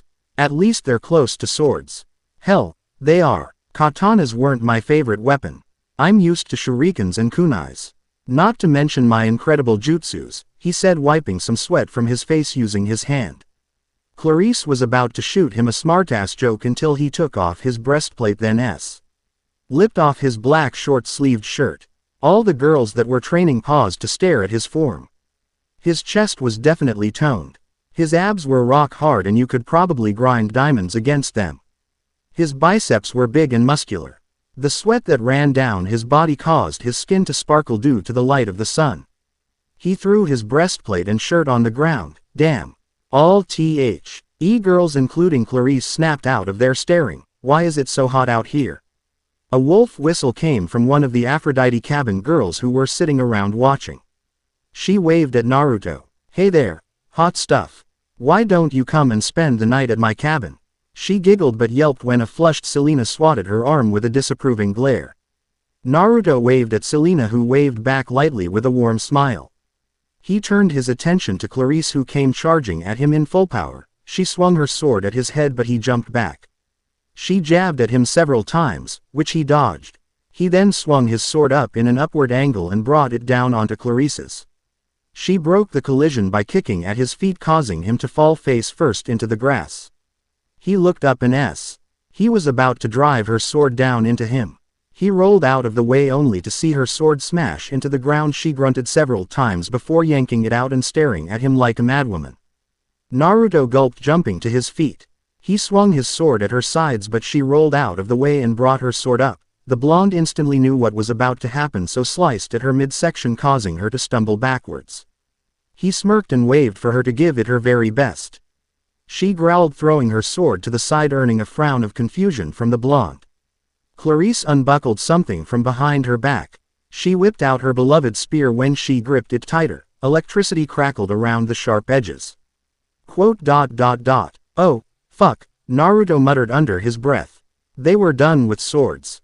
Apparently, he drove the war, fighting crazed daughter of Ares over the edge. He was most definitely fucked up. Everyone stopped training to watch the fight. They began to yell, cheer and pump their fists in the air. Clarice charged at Naruto with hardened eyes. She sent a thrust at his midsection but he sidestepped away. That's when Clarice started to aim at his head, which he was failing to dodge. He started to stumble over his feet but he jumped back and landed far away from the war-crazed girl. She bolted at him once more, swinging her spear at his neck and chest. Naruto was about to knock the spear to the dirt until she clocked him in the eye using the other end of her spear. He cried out, covering his now bruised right eye with his hands. His left eye widened when Aris clocked him in the jaw, sending him on the ground. His back was pressed against the ground. He spat the blood out of the corner of his mouth, staring up at Clarice, who smirked at him. So, ninja boy, are you going to get your ass up or what? Naruto took a few deep breaths before scrambling to his feet. He gripped his sword, which he forgot he had. He jabbed it at Clarice's side, mainly surprising her. She was quick to block it but he swiped his legs at her feet, causing her to yelp and fall down, landing roughly on her back. Her spear was laying a few feet away from her. She was about to stand up until her eyes were staring at the sharp end of Naruto's sword. He smirked. I win, he declared, lifting his sword and twirling it in his hand before stabbing it in the ground. The blonde held out his hand. Clarice had a tint of pink on her cheeks before taking his hand as he lifted her up to her feet. She then punched him in the shoulder with a small frown. "That's for pointing that stupid sword in my face." "Ow, ow, ouch," Naruto cried out with a wince of pain gripping his now injured shoulder. "She could hit like a certain pink-haired girl he tried so hardly to remember. Why do you hit so damn hard?" Clarice winked at him. "Perk for being a child of Ares, ninja boy." He then winced, feeling a throbbing pain in both his right eye that was turning a bruised darkish purplish color in the left side of his face that seemed to be doing the same thing. Clarice winced at the damage she had done. Apparently she had been a bit too rough for the poor guy. "Sorry," she apologized. The thought of rubbing his eye and the side of his face occurred to her, but she blushed lightly, shaking it off of her mind. She rubbed the back of her neck sheepishly. "Guess I took things a little too far." The blonde spat out some blood before nodding, saying, "No kidding. But you're strong. And that's kind of, hot." Hearing that made Clarice stare at him for a while before she grabbed him by his face and crashed her lips to his. His blue eyes widened before accepting the kiss by closing his eyes and wrapping his arms around her waist, deepening the kiss. His tongue licked her bottom lip, begging for an entrance into her mouth, which she accepted, and their tongues wrestled each other for dominance. His hands started to snake away from her back to her rear, giving it a light squeeze. She gasped in surprise, breaking away from the kiss. The two stared in each other's eyes and released their grip on one another. Blushes formed on both their cheeks. It was quiet for a moment. The only sound they heard were weapons clashing together. Finally, Naruto spoke up. "So, see you at Capture the Flag." "Yeah, whatever," Clarice said, almost in a mumble. Naruto took a deep breath, rubbing his still bruised eye. "Okay. Good. I better get this and the side of my face wrapped up. See you tonight, war girl." He backed away but then spun around on his heels and sprinted away. Millions of thoughts were zooming around in his head at 100 miles per hour. "And here I thought Selena would be my first kiss," he thought with a groan, heading to the infirmary. Tonight would definitely be complicated. The night after dinner, excitement roared through camp more than usual. Percy and Naruto knew what time it was. It was time for Capture the Flag, at last. When the plates were gone, the conch horn sounded all through camp and everyone stood at their tables. Campers cheered and yelled, pumping their fists in the air, when Annabeth and two of her siblings came running in with a silver banner. It was probably 10 feet long, but it had the gray color glistened in the moonlight, and it had a picture of an owl above an olive tree. When Clarice ran in with her siblings, she carried the same exact banner. Except it was gaudy red and it had bloody spears and a boar's head. A small blush found itself on the blonde's whiskered cheeks at seeing Clarice, who maybe saw him as well. Because she bit her lip and a tint of pink plastered across her cheeks. Him and Clarice were practice fighting, and she gave him a black eye and a bruised cheek. After that, she kissed him and he kissed her back. Teenage hormones had caught both of them. Percy turned to Naruto. "Think those are the flags?" he yelled over the noise. Naruto shrugged. "Maybe," he yelled as well, "but do you think Athena and Ares have always led the teams?" Quote, "Maybe not. What if they just do it often? Then, they just do it often. But I wonder what happens if another cabin captures one. I wonder if they repaint it." Luke looked at them with a grin. "Don't worry guys, you'll see." "Okay. But whose side are we on anyways?" Percy asked. His shoulders tensed at seeing the sly look Luke gave him, and Naruto furrowed his golden brows. "We've made a temporary alliance with Athena," he explained. "Tonight we get the flag from Ares. And the two of you are going to help." Percy swallowed his now dry throat and exchanged looks with Naruto. The teams were announced. The Athena cabin made an alliance with the Hermes and Apollo cabin, the two biggest cabins. The privileges were chore schedules, traded shower time, he best slots for activities in order to win support. The Ares cabin made an alliance with the remaining cabins, Demeter, Hephaestus, Aphrodite and Dionysus. The Aphrodite kids mostly sat out every activity doing their hair, gossiping and checking their reflection. Chiron stomped his hoof on the marble. "Heroes," he shouted, "you know the rules. The creek is the boundary line. The entire forest is fair game. All magic items are allowed. The banner must be prominently displayed, and have no more than 2 guards. Prisoners may be disarmed, but may not be bound or gagged. No killing or maiming is allowed. I will serve as referee and battlefield medic. Arm yourselves. He spread his hands and the tables were suddenly covered with equipment. Helmets, bronze swords, spears and oxide shields coated in metal. Percy was stunned at the weapons and asked a lot of questions that Naruto answered with sarcastic remarks. Luke told the two that they would be on border patrol, and that didn't sit well Naruto. He wanted to charge out into the battlefield and fight. But patrolling? No, that's not a job for someone as powerful as him. Their shields were large and a bit heavy for poor Percy who kept straining himself trying to hold it up. Their helmets, just like all the other helmets on the Athena side, had a blue horsehair plume on top. Ares and their allies had red. Which wasn't surprising. Naruto cracked his knuckles and placed on his breastplate. He raised a brow at hearing someone calling his name. He turned around and saw Selena running up to him with a smile. A small smile spread across his lips. "Hey, Selena," he greeted her. "Shouldn't you be on the other side?" Selena nodded. "Yeah, I just wanted to wish you good luck." "Thanks. Good luck to you as well." Selena bit her bottom lip, before standing on her tippy toes and planting a small kiss on the blonde's cheek, surprising him greatly. His eyes widened with a tint of pink on his cheeks. She winked with a grin before running off to the Ares side. His mind kept replaying Selena kissing him on the cheek. His heart bounced with joy and happiness much like it did when he kissed Clarice. He was snapped out of his thoughts when Annabeth's voice yelled, "Blue team, forward." They cheered and shook their swords as Annabeth led them to the south of the woods. The Ares team yelled taunts and laughed at them as they ran off to the north side. Naruto walked up to Annabeth's side and she let out a sigh of relief. "Thank the gods, Naruto," she said. "We need you." I know. He rolled his blue eyes. "Border patrol with the waterhead." "Got it, Captain, my captain." Quote. Annabeth ignored the last part and shot him a confused look. "Border patrol," she repeated. Naruto nodded lightly. "Luke gave me the job. I can see Percy, but you? No. You're a ninja and we need you to fight with us and maybe do a little sneaking. And possibly capture the banner. Are you willing to do that?" "Of course. You're talking to the first shinobi camper that's ever stepped foot in this camp. I think I can handle a job like that." Naruto smirked at Annabeth, whose lips quirked into a smile almost. "But, tell me, how are you so sure that this'll work?" he asked her curiously. She grinned up at him. "Because Athena always has a plan." Naruto studied her face. He knew he didn't have any special feelings for her. But there was a little poke at his heart. He looked forward and exhaled sharply through his nose. He made his favorite hand sign. "Shadow clone jutsu." He yelled out and 4 clones of him appeared in a puff of smoke. Annabeth coughed, fanning the smoke away. Her gray eyes got big and she gasped in amazement.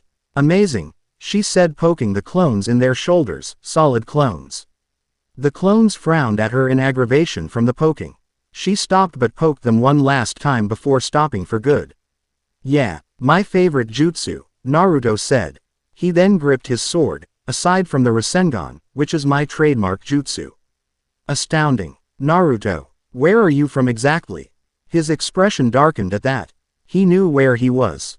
He was in Tartarus training, but he couldn't tell her that. Plus he couldn't remember anything that happened at least a year ago. His father summoned him to Tartarus, but when he came to Camp Half-Blood, some of his memories began to come back to him, slowly. Before he could even answer, Percy ran up to them panting slightly. He nodded at Annabeth. "Hey," he greeted her. But she pretended she didn't hear him and kept marching. Percy looked at Naruto, who shrugged. Percy then looked behind him to see clones of the blonde. His bright sea green eyes got big. "Whoa. Are those duplicates or yourself?" he asked, and a clone Naruto half smiled with a light wave. The son of Poseidon waved back and his attention went to the real Naruto. "Yes, I'll explain it to you later, Waterhead." Percy pouted at the nickname and turned to Annabeth. "So, what's the plan, Captain? Got any magical items you can loan me?" "Just watch Clarice's spear," she told him. An uneasy look crossed her face. "You don't want that thing to touch you. Otherwise, don't worry, we'll take the banner from Ares. And you'll guard our banner from Ares, people." Just fight them off if you can. Okay. But, Annabeth grabbed Naruto's hand and pushed ahead, leaving Percy behind with a depressed expression that made Naruto laugh. It was dark in the woods. Trees were everywhere and fireflies came and left. Percy was stationed at a creek in front of the banner while everyone else scattered behind boulders, bushes and even trees. Naruto sent his clones to go out and bring back information about the other team. He was standing on a branch of a tree wishing he had the Byakugan. The conch horn blared through the woods and battle cries were heard. Metal clashing, groaning and falling down sounded all through the woods. Naruto's eyebrows rose and he looked around and saw Annabeth with a few of her siblings fighting off Demeter and Ares' kids. His eyes looked behind them. One of his clones had informed him of something. They were going to ambush Annabeth and her siblings. Not only that, but they were going after Percy as well. He cursed under his breath, then jumped off the tree making a hand sign, and 3 clones of him appeared. When their feet hit the ground, they went charging behind a bush and cries of pain were heard. Behind the bush were a couple of Ares' cabin kids and the clones had them in painful headlocks.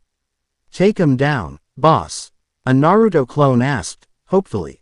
The Ares kids cried out, "No. And, please, have mercy." The caster tapped his chin in thought with a smirk. "Go nuts," he said, and the clones smiled evilly at the kids. Hey, they were getting bored. A little roughing up never hurt anybody, right? Right. He sprinted up in the air, deciding he should help Percy. He kept running and jumping until he came clapping down beside Percy, who gulped, staring at, oh no. It was Clarice and 4-0. Their Ares children grinning like maniacs. Clarice winked at the blonde who flushed, looking away, and his hands went behind his back fiddling with some kunais. "Cream the punk," she shouted. Clarice and her siblings surrounded them. They weren't afraid to attack right then and there. And neither was Naruto, who chewed his bottom lip trying to think up a few things. He knew Percy would try and strike first, which gave him enough time to think up a plan. Percy jabbed his sword at the first kid who tried to swing his spear at Percy's head, who tried to sidestep, but Clarice thrusted her spear, aiming for Percy's heart, but her blade hit against his shield. But soon he let out a piercing scream of pain as waves of electricity from Clarice's spear to his shield into his body. When the crackling of electricity stopped, he fell back, hitting the ground as the smell of burnt hair filled the air. Naruto growled and threw his shurikens at the sons of Ares, who groaned as the shurikens stabbed them in their biceps. Blood seeped out of their arms and he knew he lost his dessert privileges, which he didn't care about. He grabbed one of the Ares guys by the hair and clocked him right in the nose. Ooh poured out of the poor guy's nostrils, and the blonde used the butt of his sword to strike him in the chest and in the gut roughly. The Ares guy groaned. Naruto sidestepped before swinging his leg the guy's face colliding him with the dirt. Another tried to sneak attack from behind but got a fist hard in the chest. Naruto did this several more times until the guy coughed up blood. Naruto then held out his hand, and in the palm of it was a light blue ball of spiraling energy called the Rasengan, which he blasted into the guy's abdomen until his breastplate broke and he was sent flying into his other siblings. Naruto felt his eyes shimmer from blue to gold and back to blue. His gaze landed on Clarice, who was shocked and stunned at what she saw. When she saw him staring at her, she gripped her spear with a warlike glare. He slowly walked up to her and stopped, standing right in front of her with a smirk. He was a head taller than her. He leaned down to her face and their lips were only inches apart. His breath tickled across her lips that were pursed but were begging to be kissed again by his. His hands cupped both sides of her face softly and delicately. The daughter of Ares hitched when Naruto slammed his lips against hers. He kissed her with passion, but with also lust. She kissed him back the same way. Her hands wrapped around his neck and his hands wrapped around her waist, pulling her closer and deepening the kiss, which turned into a hot make-out session. Naruto let his right hand snatch both his and Clarice's helmets off, throwing them to the ground.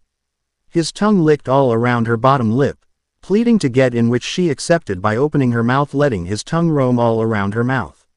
Their tongues met and danced. Hormones were now in place.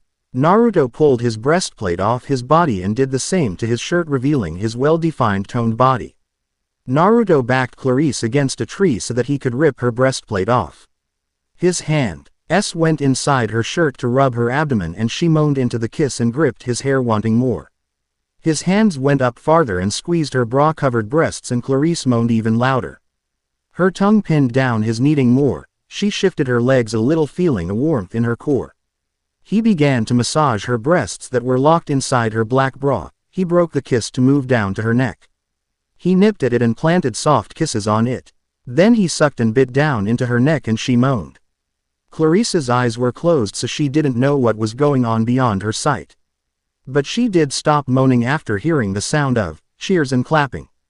Her eyes opened and she gasped at seeing a clone of Naruto running with the banner in his hand with a whole gang of Ares kids and people from the Ares side. She growled and pushed Naruto off of her. He frowned but then turned around and saw why she was pissed. He looked back at her with a lopsided grin before running over to Percy's limp body and picking him up bridal style, charging to where the winning point was. Clone Naruto jumped over the creek and ran into the Athena side territory, winning capture the flag. The Athena side cheered, hugged and grinned. The Ares side grumbled and threw down their helmets in defeat. Clarice glared and pointed at Naruto. It was a damn trick. She shouted to her side, "That lucky bastard." A small blush spread across her cheeks, remembering moments ago when her and Naruto almost got into each other's pants. She was so close. Naruto released the clone and sat Percy, who groaned in pain, in the creek. Since he was the only one who knew about Percy being a son of Poseidon, children of Poseidon can heal in water and regain their strength quickly too. Not bad, heroes, saw it, the voice of Annabeth, who stood next to Naruto. She was sweating and panting.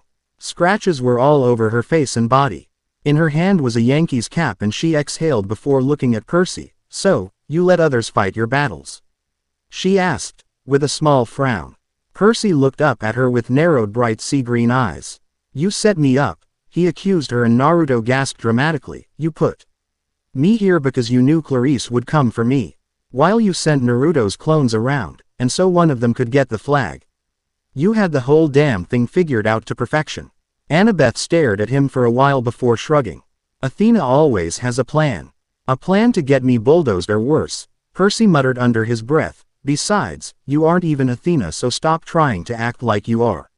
Luckily, Annabeth didn't hear the other thing he said, or there would have been a fight. "I was about to jump in, but Naruto came here first and took them down." She glanced at him with a smirk he caught, and he snickered. He had everything under control, even shoving his tongue down Clarice's throat. Percy's jaw dropped at hearing that, and he looked at Naruto, who flushed, with disbelief in his green eyes. Naruto muttered a few things in ancient Greek under his breath before exhaled through his nostrils sharply. Annabeth didn't look too pleased with Naruto having a makeout session with the enemy he should have been shish kebabbing instead of fondling with. She would bark at him later about that, but now, she noticed something in the corner of her eye. It was a bloody cut mark across Percy's chest. She could see it because he didn't have on his breastplate anymore, and the cut looked pretty nasty. She was about to take him to the infirmary to get stitched up until she saw the cut mark begin to fade away suddenly. Her eyebrows rose at this. The blood cut mark turned into a white line that she could barely even see. "Where'd you get that mark from, Percy?" "Clarice's electric spear or whatever. So much electricity. It started to cut my skin real bad." Annabeth shook her head and pointed at his chest. "No, look, it used to be a cut." Percy looked down and saw the cut mark form into a scar then disappear. His green eyes widened and his eyes met both Annabeth and Naruto. I don't get it," he murmured. His hand touched his chest and his fingers ran across the mark that was once on his chest. Naruto saw Annabeth make a frown. Both him and Percy knew she was thinking. And thinking hard. Naruto placed a hand on her shoulder, giving it a light squeeze before telling Percy, "Get out of the water." "What? Why?" "Just get your ass out, or I'll get your ass out." "Which is it?" Percy stood up and walked out of the creek. Once he did that, all the power and adrenaline he felt disappeared. He groaned and stumbled forward, but Naruto caught him just in time before he met the ground. Annabeth shook her head with a worried look. "Oh, shit," she cursed, and her fellow blonde looked at her. "I didn't want. I assumed it would be Zeus, but, it's not. He isn't Zeus, kid. He's Posei." Naruto trailed off at hearing a canine growl. He could hear it. It was getting closer, and a hungry howl wiped through the woods. The cheering stopped instantly and turned towards the trees. He then knitted his golden brows. Damn it, Poseidon, if this is your epic showdown claiming of your son. His thoughts were snapped away after hearing Chiron shout and yell in Greek. Stand ready, everyone, my bow. Annabeth drew her sword with a worried and almost scared expression she tried so very hard to hide. Percy leaned more and more on Naruto with a frightened look, his hand tightened around the blonde's shoulder. Naruto's eye and cheek throbbed feeling the energy this monster was sending off. Then jumped out of the trees was a large dog the size of a rhino, its eyes were red and fiery and its teeth were sharp as blades. Maybe even sharper. Those piercing red eyes glared right at Percy. As well as Naruto, whose breathing hitched. His blue eyes turned gold. Damn, that's a hellhound from the fields of punishment. What is it doing here? He thought, suspiciously. Everyone was frozen with fear. No one dared to move. Except for Annabeth, that is, Percy. Naruto. Run. Naruto helped Percy walk by throwing his arm around his shoulder and wrapping his arm around his waist. The walking soon turned into running. Annabeth tried to hold the hellhound back but it leapt over her and she dropped to her knees. Annabeth saw that Naruto wanted to fight the hellhound. But she kept screaming for him to protect Percy. He grumbled. A tiny voice in the very back of his head was telling him to throw Percy to the hound. It was Kronos, while another voice yelled for to keep going and don't let go of Percy. That voice sounded demonic but in a friendly way. Naruto's intense gold eyes burned as they had specks of crimson red in them, but they red disappeared leaving the gold. He then stopped and dropped Percy who looked up at him with a confused expression. He faced the hellhound that was charging their way. In the palm of his hand was a Rasengan that also swirled with air around it. High-pitched sounds filled the air and everyone covered their ears but kept their eyes on Naruto who lifted his hand up with a frown. He ran towards the hellhound with a growl and jumped. He slammed his jutsu in the face of the hellhound that cried out in pain. Naruto kept pushing and pushing his jutsu at the hellhound with a roar. Wind style. Rasenshuriken. The hellhound. Then began to fly back into the trees with Naruto still pressing his Rasenshuriken against its muzzle. Then there was a bright light in the center of the woods and the sound of 1,000 explosives going off at the same time was heard. Everyone was dead silent. Percy gawked at this and soon found his strength. He got to his feet and stumbled before running off into the woods with Chiron and Annabeth yelling for him to stop. Immortals, Annabeth said. She turned to Chiron and he sighed before nodding lightly. She took off after the waterhead, practically cursing at him in Greek to wait up. When they reached where Naruto was, they were stunned to see that the hellhound was nothing but a pile of golden dust and fangs. Naruto walked up to them with a cough and a lopsided grin. Annabeth looked around, blinking. How in Hades did you destroy that hellhound without celestial bronze? Oh, yeah, well, my kunais and shurikens are made out of that stuff. Naruto showed her his kunai and she studied it before nodding. He pocketed it. Where'd that hellhound come from? Isn't it supposed to be in the fields of punishment? Before Annabeth could answer, Chiron and the other campers came up to them. Yes, but someone inside of camp must have summoned it here. Clarice marched out of the crowd with a "I'm so fucking pissed off right now" look. She pointed at Percy using her thumb. Percy. He did it. He summoned the hellhound. It's all his fault, she yelled. Annabeth was about to snap at Clarice for saying such a thing but Naruto gave her shoulder a light squeeze. She grumbled with a frown. Quiet, child, Chiron told her. Everyone watched the body of the hellhound soak into the shadows, disappearing. Annabeth remembered what happened before the dumbass hellhound showed up. Percy, get in the water.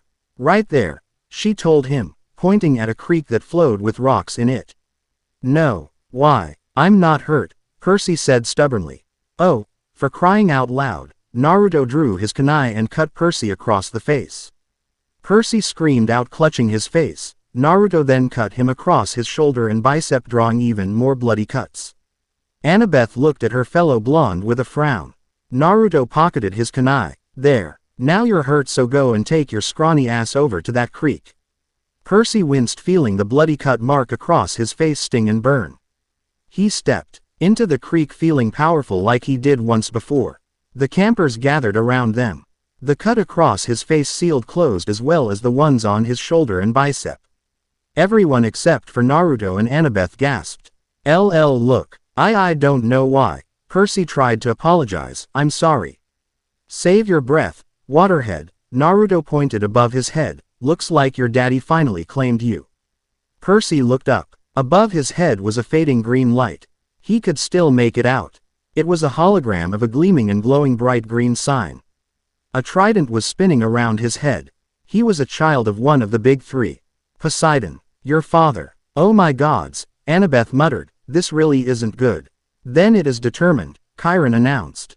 All around Percy everyone knelt down. Ares kids didn't look too happy about it except for Naruto, who still stood staring at the sign with his arms folded over his chest. Am my father? Percy asked, both happily and bewildered. A look of disgust passed across the blonde's face. Poseidon, Chiron spoke, Earthshaker, Stormbringer, father of horses. Hail, Perseus Jackson, son of the sea god. Then a bright gold sign flashed above Naruto's head, getting everyone to gasp. A frightened look came across Chiron's face. He swallowed his now dry throat, trying to get the words out of his mouth. Words he thought he would never say. Naruto looked up at the sign above his head and his face fell instantly. It was a bright glowing golden scythe. Great timing, Dad, Naruto thought, sarcastically. He took a deep breath and decided to play along. Play dumb actually. A fake look of confusion spread across his face as he looked at everyone. What's wrong? Who's my parent? He asked, quietly. His fist clenched tightly. Who's my parent? He asked a bit louder. Chiron gulped before saying, Kronos, he spoke, king of the Titans, the crooked one, the Titan lord of time, evil and harvest. Hail, Titan Prince Naruto Uzumaki, Demetitan son of Kronos. No way. The next morning, Chiron moved Percy over to cabin 3, which is the Poseidon cabin. He was the only component in the cabin due to some oath that the big three made 70 years ago. But both Poseidon and Zeus broke the oath. Percy had to admit he was pretty lonely in his cabin all by himself. But the good thing is that he's the counselor of his cabin. Since there were no cabins for Titans or Kronos, Zeus Rhea forced Naruto to stay in cabin 1, which was Zeus' cabin. And that kind of made Naruto the counselor of Zeus' cabin. He thought everyone would be terrified of him. But Annabeth accepted him, as did Percy, but he could tell the Waterhead was a little suspicious. And Selena didn't have a problem with it. Neither did Clarice. Well, okay, she slapped him, then kissed him and then accepted him. Everyone was a little uneasy. Who wouldn't be? The Titan Lord's son was in their presence. Every time he stepped out of Zeus' cabin, the campers stopped. To bow down to him, which annoyed him greatly. Sure, he was the Titan Prince, but come on. Do you have to do that? Some of the girls in camp have been trying to seduce and woo him, but he didn't notice that they were. When he was eating breakfast with Annabeth, a lot of girls piled over to them with blushes and grins. They tried to flirt with him even though he didn't know they were. Annabeth noted that he was very dense. Like, way dense. An Aphrodite girl tried to seduce him and he just smiled at her, not knowing what she meant. The girls thought that he was so cute when he was dense. What? He just didn't understand girls. Okay. Naruto decided to speak with his older half-brother who was in the big house. He went inside looking in all the rooms until he stopped at a door that had voices behind it. He pressed his ear to the door, listening carefully. Trojan War looked like a water balloon fight, muffled the voice of Chiron. Bad, muffled the voice of Percy. Chiron must be talking to Percy about what happened yesterday. Naruto snorted, about to step away until he heard Chiron say, and you, Percy Jackson, will be the one to face Lord Zeus' wrath. Naruto pressed his ear to the door again. He grinned. But his grin fell when it began to rain and everyone stopped playing outside to go inside their respective cabins. Okay, so I have to find that stupid Master Bolt and return it, Zeus, Percy said. What a better peace offering than to have the son of Poseidon return the Master Bolt to Zeus. Chiron said, if Poseidon doesn't have it, then, where is it exactly? I believe I know, Chiron said. Naruto could practically hear Chiron's facial expression turn grim and dark. Part of a prophecy I had years ago. Well, some of the lines make sense now. But before I can say more, you must officially take up the quest. You must seek the counsel of the oracle. Why can't you tell me where the freak it is? Mainly because if I did, then you'd be too afraid to accept the challenge. Naruto heard Percy exhale sharply through his nose. Good reason, he muttered. You agree then? Chiron asked. It was a quiet for a moment before Percy took a deep breath and spoke again. All right, Percy said. Naruto heard him clasp his hands together, probably better than being turned into a dolphin. Then it is time you consulted the oracle, Chiron told him in a powerful voice that reminded the blonde of Zeus. Go upstairs, Percy Jackson, to the attic. When you come back down, assuming you are still sane, we will talk some more. And this time, it's Naruto. After hearing all of that, Naruto stayed in his cabin, just staring at the floor. He saw a little green leaf by his right foot. He pointed at it and swirled his finger around it. It quickly shriveled up into an old brown cracked leaf. It was dying. Yep, he used his father's domain. He can control time and stuff, but he just never used it, mostly because there wasn't a reason to. But he was most definitely a master at it. He sighed and flicked his wrist upward, causing the dying leaf to restore to its new form. It was bright green. Seeing that made Naruto's lip quirk into a smile. You have a wonderful smile. Naruto swung his head to the side and saw that a little girl was standing beside him with a warm smile. She sent off this weird wave of calmness and happiness. Thanks. She soon sat next to him on the bed and looked at him. Tell me. Naruto, do you know who I am? She questioned him curiously. He eyed her for a few seconds before shaking his head. She giggled, making the blonde raise both his brows. He studied her face and the weird energy she was giving off. Then at that very moment, he knew who this girl was. Hestia, he stuttered in disbelief, shooting up from the bed to his feet. Little girl transformed into a woman who had a light tan, a sweet and beautiful appearance, smelled like a fireplace and roasting marshmallows, an honest smile, black hair that was hidden in a shawl, and her eyes were flame-like. It was Hestia. It was his older sister. The firstborn. He felt a dark look coat his face. Why have you come? To spy on me, just like the other Olympians.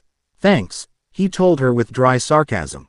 Hestia stopped him by placing her hand on his shoulder softly. Naruto. Wait, she pleaded in a soft tone. I'm not here to start trouble. But to tell you something. No. It's been hard the past few days or weeks. But know something. I am not like the others. I care for you. I see a lot of potential in you, Naruto. So choose the right path. Naruto inhaled before turning around to face her. Hestia, he whispered, I can't say that you're the worst sister ever. Look at you. You're smart, beautiful, caring and very sweet. But, do you know what I am? I'm Kronos' son. It's my destiny to avenge him. It's what I was born to do. No, Naruto, Hestia shook her head. She placed her hand on the side of his face. Little brother, you mustn't let Kronos choose your path. You are your own person. I truly do believe you'll do great things in this world. Just don't let Kronos use you. That's when anger built up inside of Naruto. He is not using me. Father loves me. He said I was his chosen one. His chosen child. I was the child he wanted. You and the others just betrayed him. You all did what he did to his father. At least Kronos had a good reason to kill Uranos. You all didn't have a right to kill him. You're just traitors. Is that what you honestly believe, Naruto? He swallowed us. Did you know that? He swallowed us because of some prophecy Uranos gave him. We weren't born titans. But, we were born gods. That is why Kronos swallowed us. Because we were stronger and different. Zeus saved us. The first Titanomachi began. We fought and thank goodness we won. I know that you think Kronos is wrong. Because he is. The gods may sound troublesome by the things you've heard. The truth is, the Titans are even more troublesome than we are. Naruto's eyes locked on the floor. Hestia cupped his chin and brought his face up so that she could see his eyes. She smiled brightly, and a good-hearted boy like you should not follow an evil-hearted monster. I will leave now, Naruto. Please, think about what I've told you. And if you need to talk, I'll be tending to a hearth, and just like that, she disappeared, leaving behind the smell of s'mores. Naruto gripped his hair and tugged at it. He was full of frustration. Part of him knew that Hestia was right while the other half screamed, no. She isn't. It was all just confusing. He was afflicted to the Titans, not the Olympians. He was the Titan Prince, the Titans needed him. But then again, what if that was all wrong? What if stuff like that is a terrible thing? Naruto groaned, backing into the wall. He didn't know right from wrong or wrong from right. If he had his memories back, he would probably know what to do. But right now, he had to push that aside.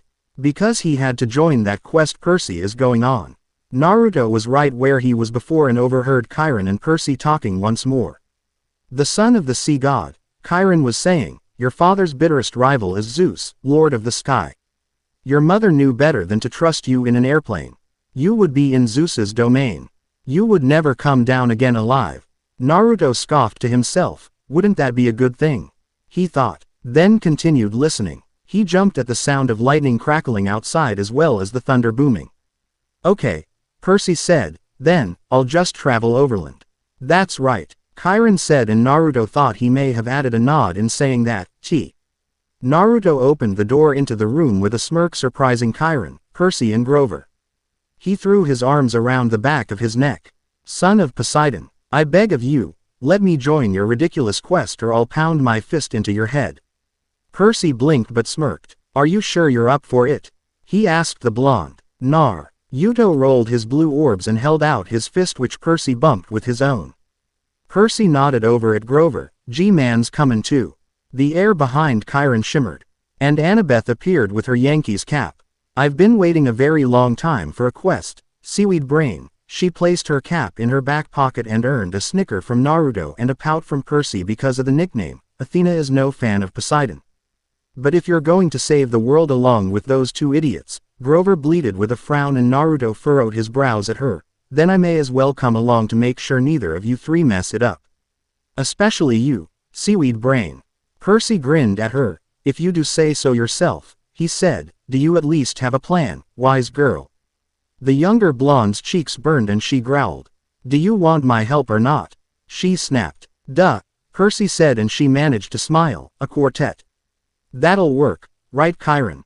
Chiron took a deep breath. I suppose, he said, obviously uncomfortable at the number.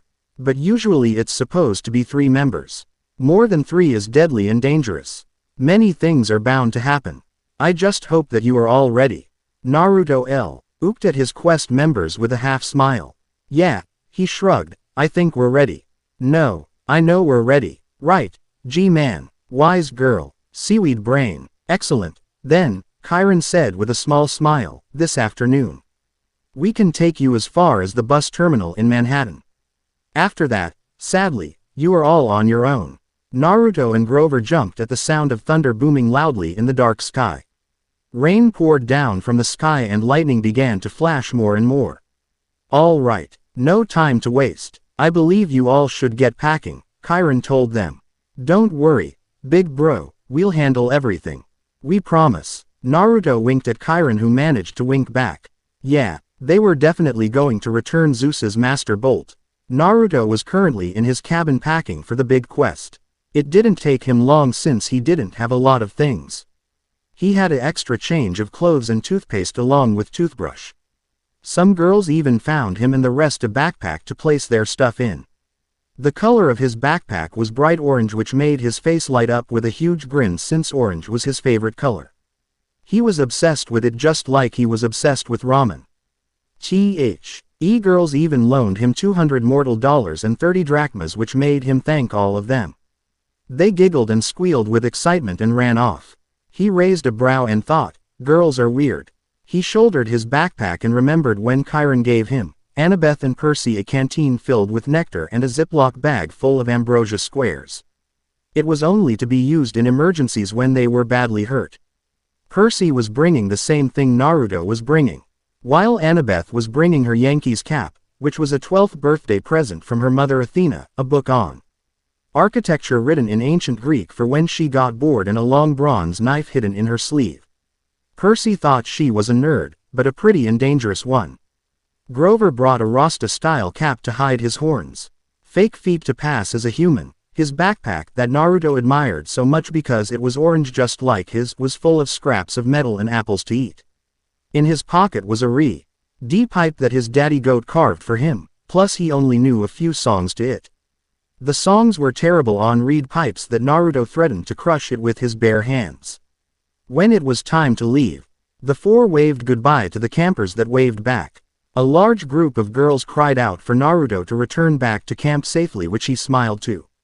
They took one last look at their beloved camp before walking up to Half-Blood Hill to the tall pine tree that used to be Talia Grace, the daughter of Zeus who died bravely and was turned into a tree by her father who took pity on her.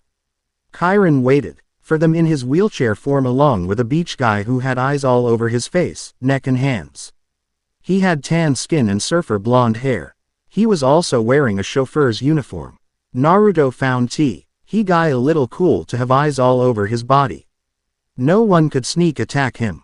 This is Argus, Chiron told Naruto and Percy, gesturing to the guy who nodded at them lightly. He will drive you into the city, and, keep an eye on things. Naruto blinked. Was that supposed to be a joke? Chiron blushed slightly and Naruto shook his head. Shouldn't Chiron be able to tell great jokes? Naruto was. Kronos could tell awesome jokes to a bunch of people and they would laugh up a storm. Guess Chiron didn't inherit that. But Naruto did groan when he forgot to say goodbye to Selena and Clarice. When returned back to camp, he was going to get an earful, that's for sure. If you return, that is.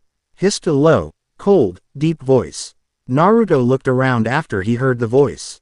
When he didn't see anyone, a small frown appeared on his face but soon disappeared when Selena and Luke came running down the hill and up to them panting lightly.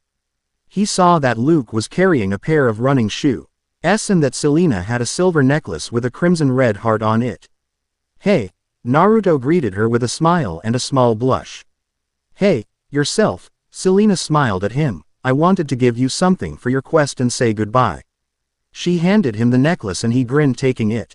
He soon placed it around his neck eyeing the heart. His own heart flipped and jumped with joy and happiness. He locked eyes with her. Thank you. Just come back to me, okay.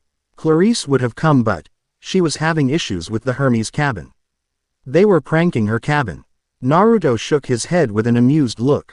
When are they going to learn that Clarice will kill their asses one day?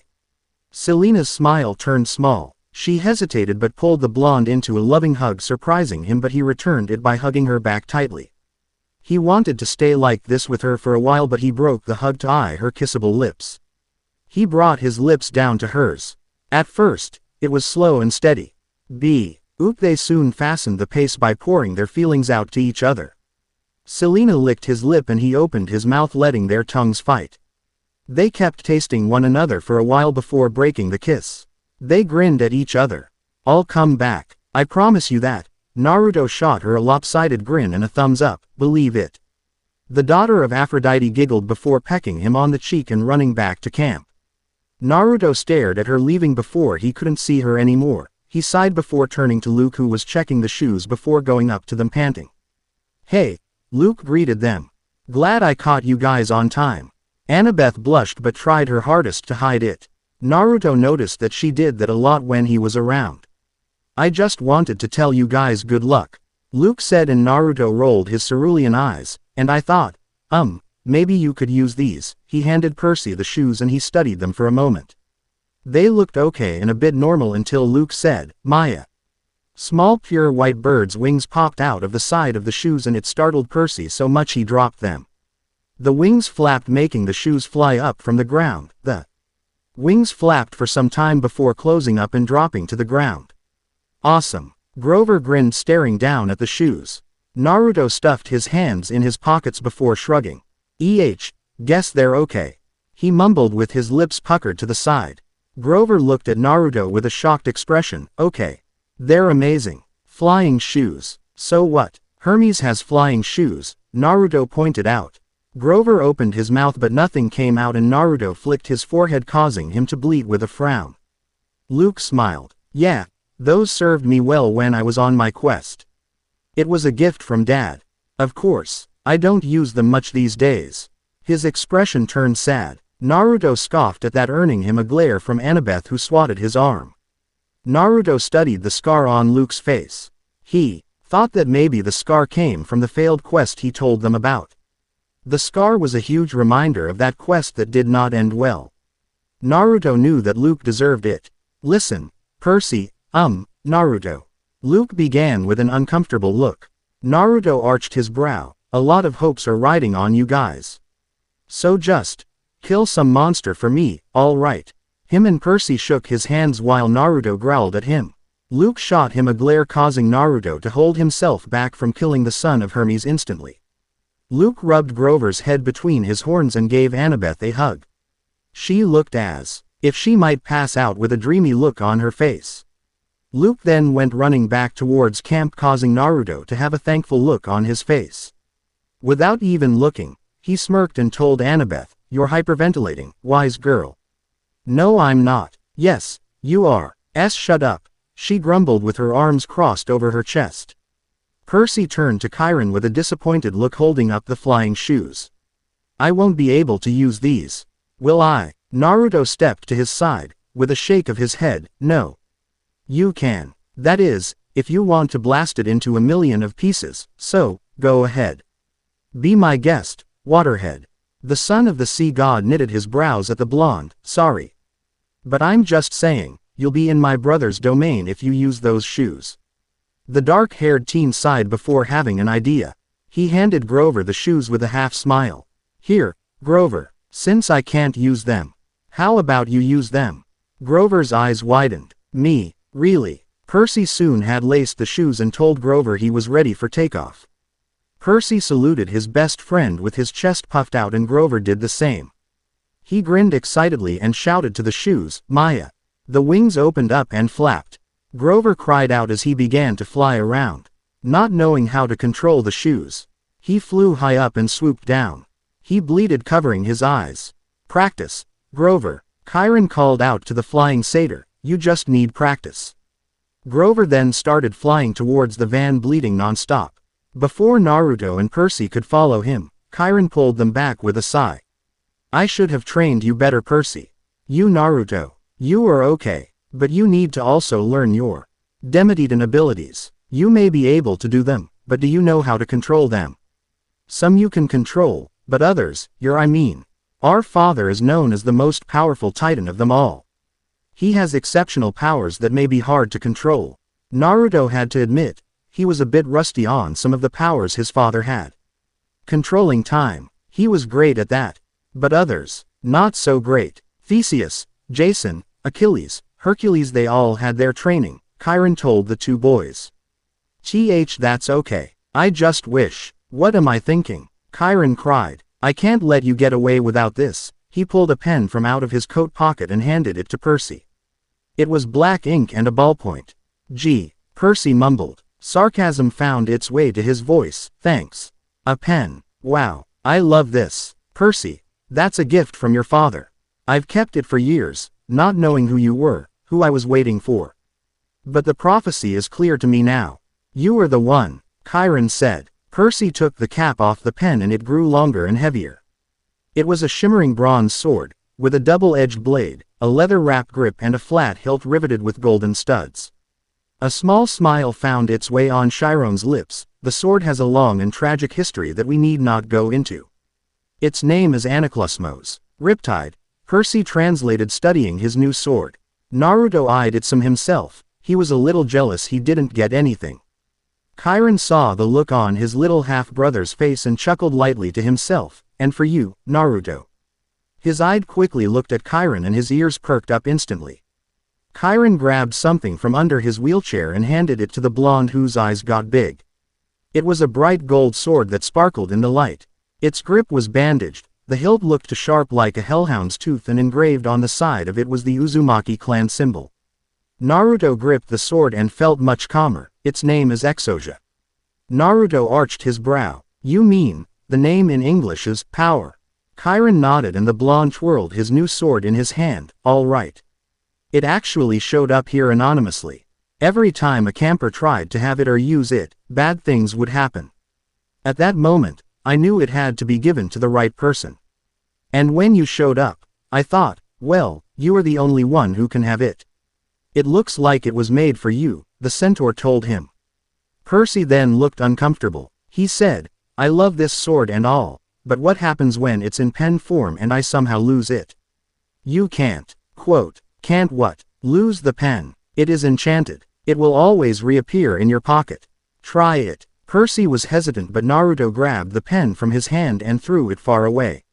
He got a punch to the shoulder from Percy, who was mad as hell at him for throwing the pen away, but when Chiron told him to check his pocket, he pulled out his pen. Percy's sweat dropped when he realized that he just punched a dude who was more athletic, stronger, faster and even more handsome than he was. The gleam in Naruto's eyes told Percy that he would receive hell later. What happens when a mortal sees me pulling out my sword? The son of Poseidon asked, Chiron, who tapped his fingers against his armrest. Mist is a powerful thing, Percy. Mist. Yes. Read the Iliad. It's full of reference to the stuff. Whenever divine or monstrous elements mix with the mortal world, they generate mist, which is controlled by the goddess of magic, Hecate. The mist obscures the vision of humans. You will see things just as they are, being a half-blood, but humans will interpret things quite differently. Remarkable, really, the length to which humans will go to fit things into their own version of reality. Percy placed his pen inside his pants pocket with an uneasy look. He just couldn't believe he was leaving for his first quest that would probably result in him dying. But you shouldn't think negative now, should ya? Naruto clapped his hand over Percy's shoulder, getting the younger teen who look up at him. A grin found itself upon Naruto's lips. Don't worry. Well, I'll ace this quest and return with flying colors. I will not let my friends die. Believe it. He winked at Percy and extended his fist out. Percy stared at it for a moment before smiling and pressing his fist against Naruto's. Chiron smiled at this and told them, all right, it's time. Keep a clear head, and remember, Percy, you might be able to prevent the biggest war in human history. Okay. Naruto saluted Chiron with a nod. Okay. Naruto and Percy made their way down the hill to the van. Grover opened the door to the back of the van and hopped in along with Percy and Annabeth. Naruto, however, was wide-eyed, checking out the van. He's never seen anything like this before. He ran his hand over the window and gave it a light knock. He sniffed it. Annabeth and the others shot him weird looks. He was freaking the hell out. He didn't know what this contraption was. His eye twitched and he tugged at his hair, freaking out. He cried out and stomped his feet. He couldn't stop. This was all confusing. That is, until a certain daughter of Athena brought her fist to the side of his noggin. Tears spurted out of his eyes and he clutched his head with a moan of pain. Why'd you do that, Annabeth? Naruto saw images of a pink-haired girl cracking him in the skull every time he said something or did something stupid. And a furious and scary look was always on her face. He knew her name now. Sakura Haruno. Well, Annabeth Chase made a great replacement for her. Would you stop lollygagging and get in the damn van already? Annabeth grabbed his ear and pulled it roughly. He squirmed and groaned. She then pushed him in the van. She got back into the van with an irritated look all over her face. She slammed the door shut when Argus hopped into the driver's seat, starting the ignition. Annabeth caught Grover and Percy staring at her like she was crazy. What is it? She growled. Percy jumped and Grover bleated, hiding his face with a whimper. A nervous smile found its way on Percy's lips. And nothing. Absolutely nothing. When she looked away, grumbling to herself about idiotic boys, he made a mental note to himself. Note to self. Do not, I repeat, do not piss Annabeth off, he thought with a gulp. Naruto was next to Grover, aiding his head that had a huge lump on it. This quest is definitely going to be interesting. Argus drove them out of the countryside and into western Long Island. Naruto found himself staring at every mall, food restaurant and billboard. He's never seen anything like this before. His eyes were lit up. His hands wrapped around the grip of his new sword, Exosia. Percy asked him why he didn't want to use the English name and he replied, because I'm not English and that's boring. He did fall in love with Exosia, he just wanted to hold onto it for the rest of his life. Even when he dies one day. Two important people were on his mind. Selena and Clarice. Gods, he couldn't wait to return back to camp so he can run up to them and kiss them both. He had to admit it was a little weird to like two girls at once, but also kind of fun too. So far so good. 10 miles and not a single monster in sight, Percy told Annabeth. Annabeth shot him an irritated look. Don't say stuff like that, seaweed brain. It'll give us bad luck. Please, Remind me again, but why do you hate me so much? Naruto leaned over to Grover. Here it comes, he whispered to the satyr who sighed. I don't hate you. Wow, could have fooled me. Annabeth folded her Yankees cap. Look, we're just not supposed to get along, okay? Our parents are rivals, okay? But why? She sighed, pinching the bridge of her nose. How many reasons do you want? One time, my mom caught Poseidon in her temple with his girlfriend, which is hugely disrespectful. Huh, my bro. Thayer likes to shack up in other gods' temples. Naruto asked but then smirked. Me and him would definitely get along after this whole stealing Mr. Zap Happy's boom boom toy. Thunder boomed in the sky and Naruto glared at it through his window. Percy snickered at the older blonde before turning his attention on Annabeth again. Another reason? He asked, still wanting to know why Annabeth didn't like him. Annabeth sighed. Athena and Poseidon competed against each other to be the patron god for the city of Athens. Your dad created some stupid saltwater spring and flooded the entire city. My mom created the olive tree. The people of Athens saw that her gift was better and named the city after her, she said with proudness in her voice. Huh, they must really love olives. Oh, just forget it. Now, if she created pizza, that I could totally understand. I said forget it. She snapped at him. Naruto crossed his arms. Ya know, what? You and Waterhead over there, sure are fussing a lot. I didn't know you guys were having a married people argument. But ya know what? Carry on. Just don't muck out in front of me and Groves over here. We want to keep our food down. Percy and Annabeth sputtered then blushed.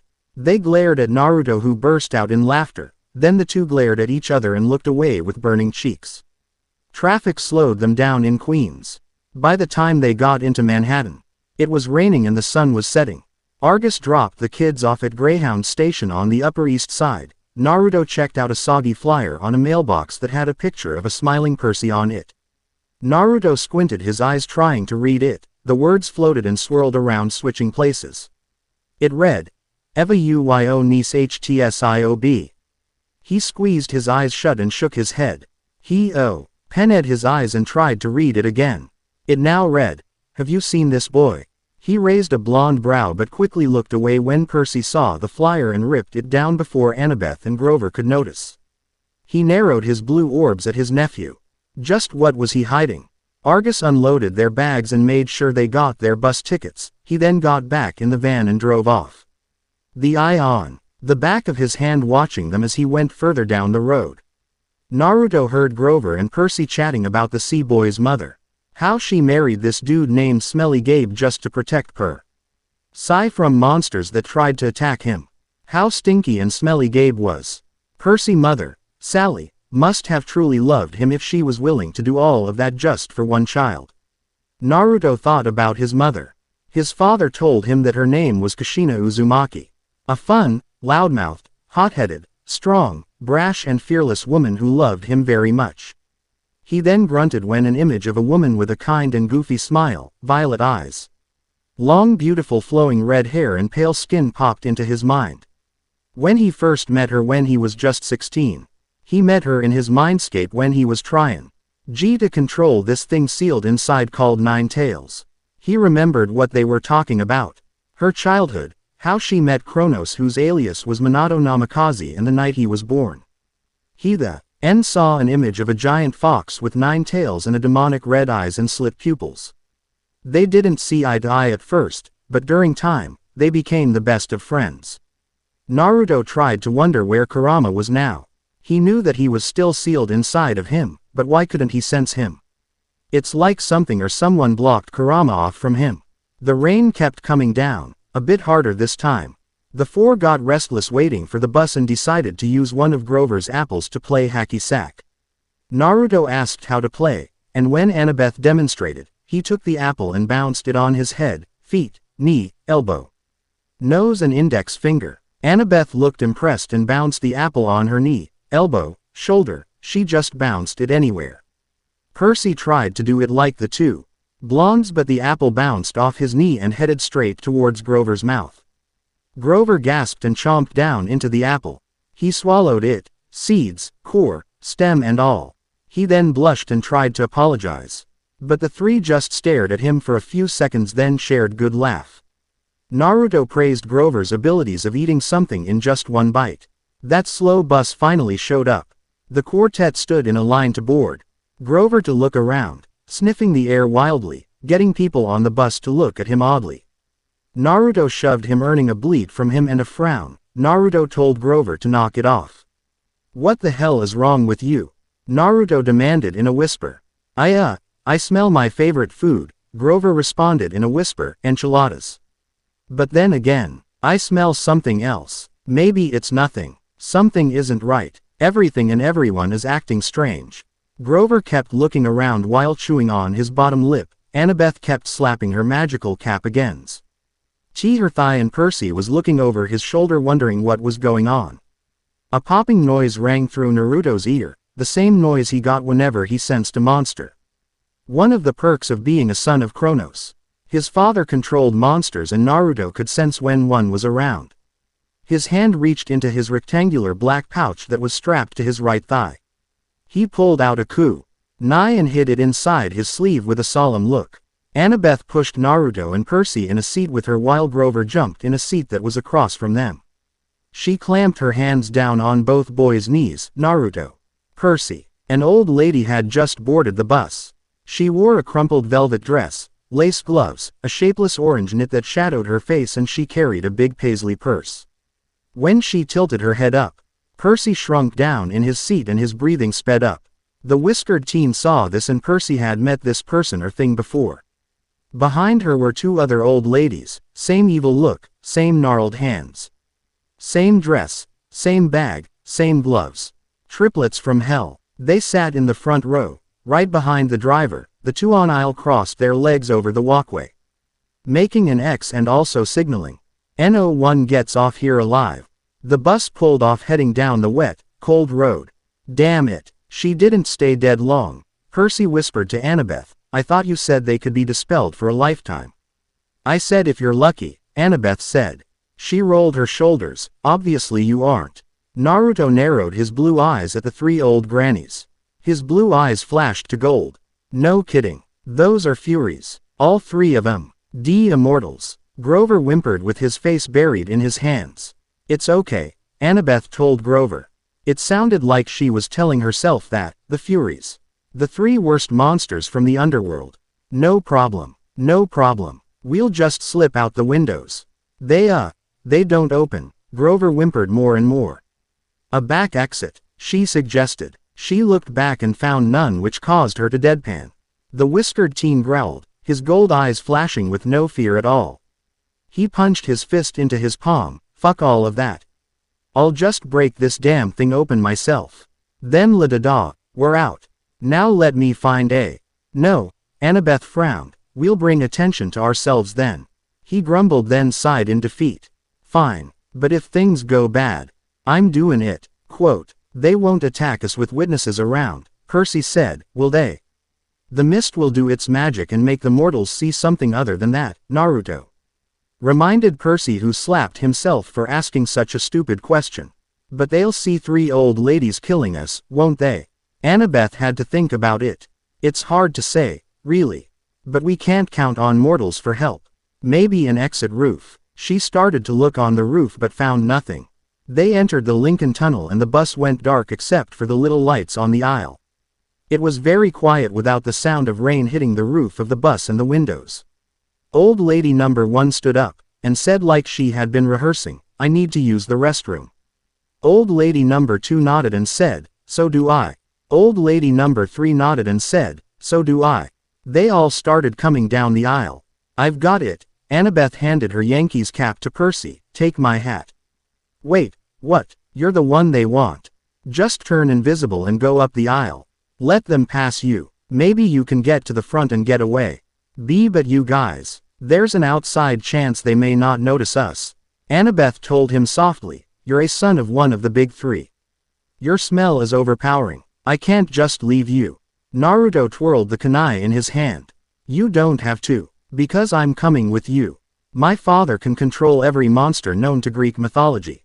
If he can do it, then I might have a better chance doing it as well.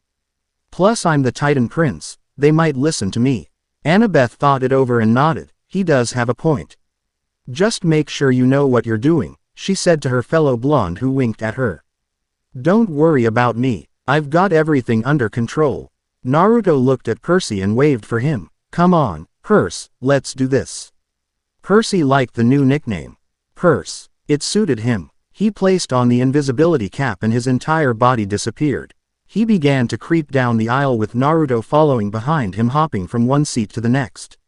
They managed to get down 10 rows and he ducked down into an empty seat while Naruto was across from him watching the Furies walk past them. The lead Fury stopped and looked Percy's way and sniffed. She then looked over at Naruto, who was not in his seat anymore. She narrowed her black eyes and moved along. Naruto hopped from behind the seat to follow Percy all the way up to the front. He sat in one of the front row seats waiting for invisible Percy to press the stop emergency button. But the sound of hideous wailing caught both boys' attention as they whipped their heads over to the Granny Furies in the back row, who weren't even Granny Furies even more. They turned into their true form, but more uglier. They had bat wings and gargoyle claws. Their handbags turned into fiery whips. They surrounded Annabeth and Grover, who just jumped beside her, lashing their whips with hisses. Where is it? Where? They're not here, Annabeth yelled. They're gone. The Furies raised their whips ready to crack it upon them. Annabeth drew her dagger and Grover took out his tin can, prepared to throw it at any moment now. The bus driver was distracted trying to see what the hell was going on in the back by using the rearview mirror. Invisible Percy grabbed the wheel and jerked it hard to the left. The bus slammed into the wall of tunnel. Sparks flew. Everyone was thrown out of the seats. The ones who weren't were trying their best to hold on to something. Screams and cries filled the bus. The bus driver and invisible Percy wrestled for the wheel, causing the bus to slam into the wall numerous times and earning more sparks that flew behind them. They careened out of the Lincoln Tunnel and back into the rainstorm. People and monsters were flipped and tossed around the bus, cars plowed aside like bowling pins. Somehow, some odd way, the driver found an exit.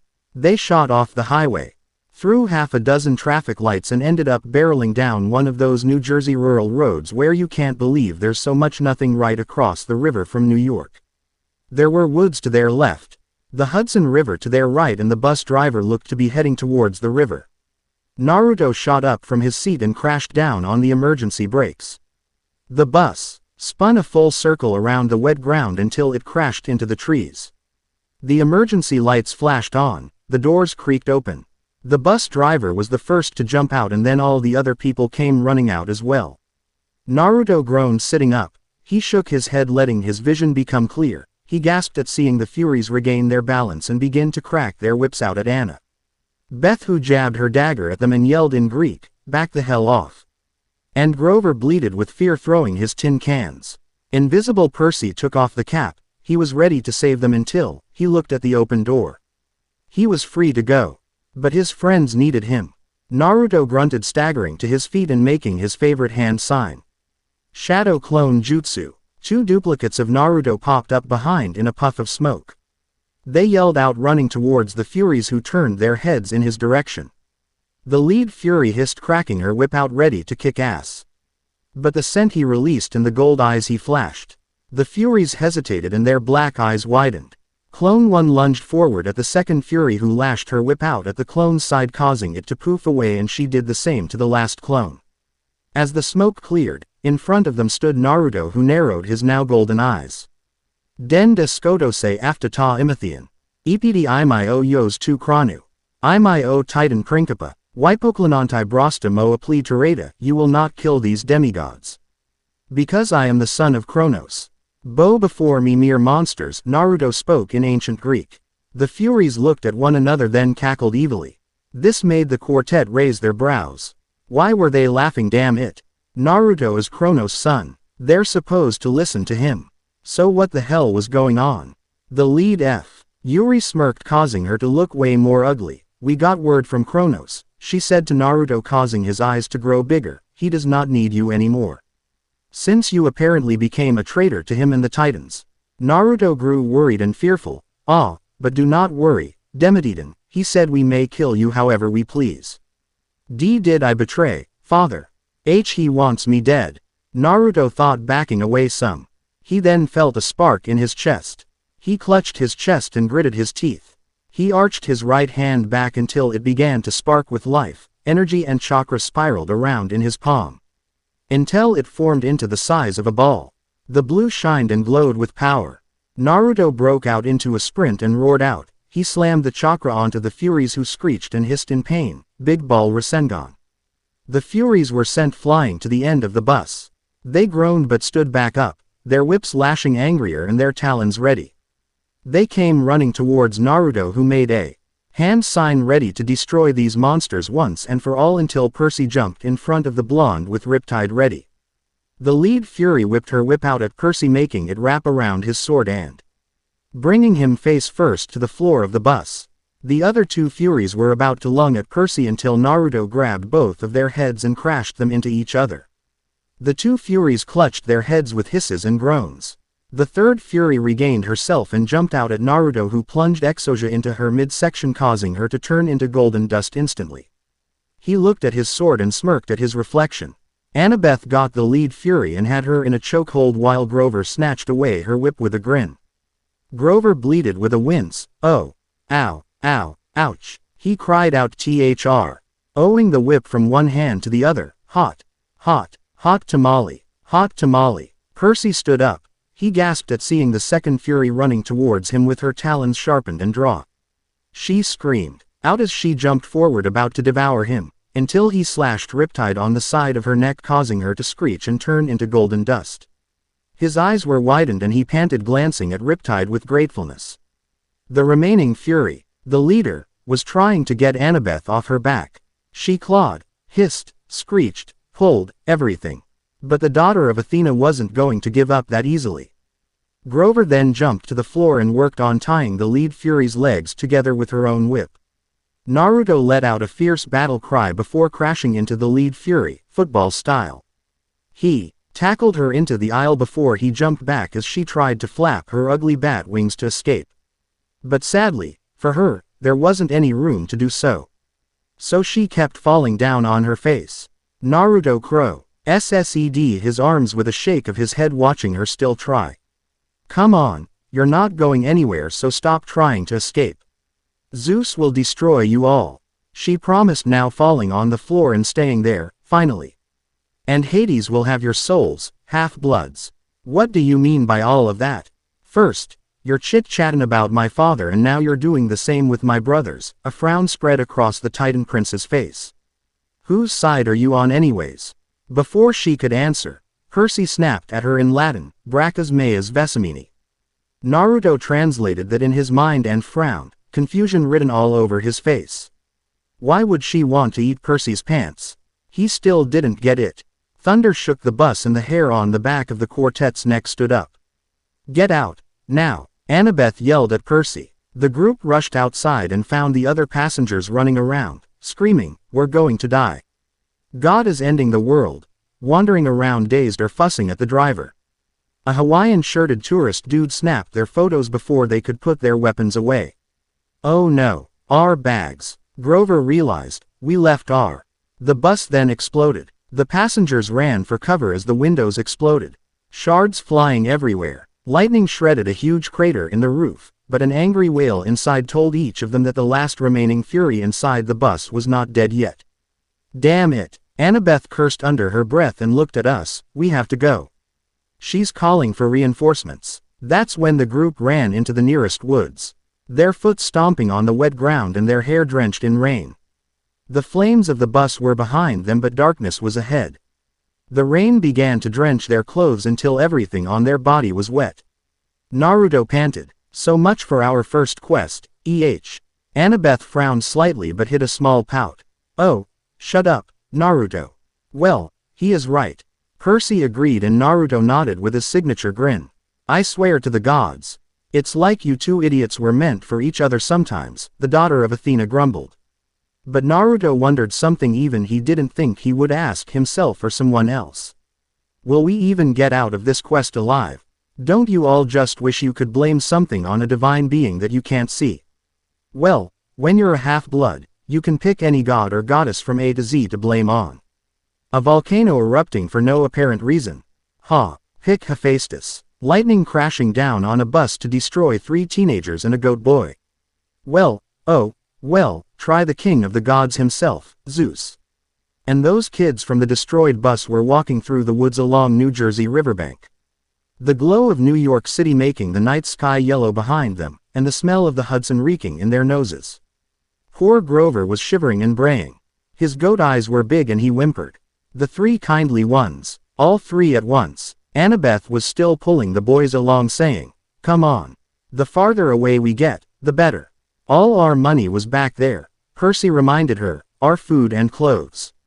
Everything. Well, maybe if you and Naruto hadn't decided to jump into the fight, Before Annabeth could finish, Naruto hopped out of her grip. Whoa, wait a sec. Naruto frowned. You're blaming us, wise girl. You should be on your knees, thanking us. He emphasized his point by poking her in the chest with every word. But she growled and swatted his hand away with a small blush. What did you want us to do? Let you get killed? Percy asked, knitting his brows at the younger blonde. You and Naruto didn't need to protect me, Percy. I would have been fine. Sliced like sandwich bread, Grover put in, but fine. Annabeth shot Grover her best Athena glare, making him smile nervously at her. Oh, shut up, goat boy. Quote. Grover brayed mournfully. Tin cans. A perfectly good bag of tin cans. Naruto looked at all 3 of his team members. An image of a guy in his late 20s. Or early 30s with spiky silver hair. That cool black-haired guy in Sakura popped into his mind, and he was standing in front of them with a big grin. The silver-haired guy was their leader, Kak. Ashi Hatake, and the black-haired guy name was Sasuke Uchiha. They were a squad. Cell number 7. He took a calming deep breath and tried for a smile, even if it was fake, guys. Don't worry, he dug around in his pocket and finally pulled out a few bills of cash. I think I've got enough money for the trip. This is, 200 mortal dollars. He then took out 30 drachmas, and drachmas. He placed the money and drachmas back into his pocket. Percy sighed out with relief. Good, he muttered to himself.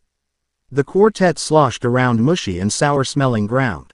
They walked past twists, dead trees that had weird carvings on its bark.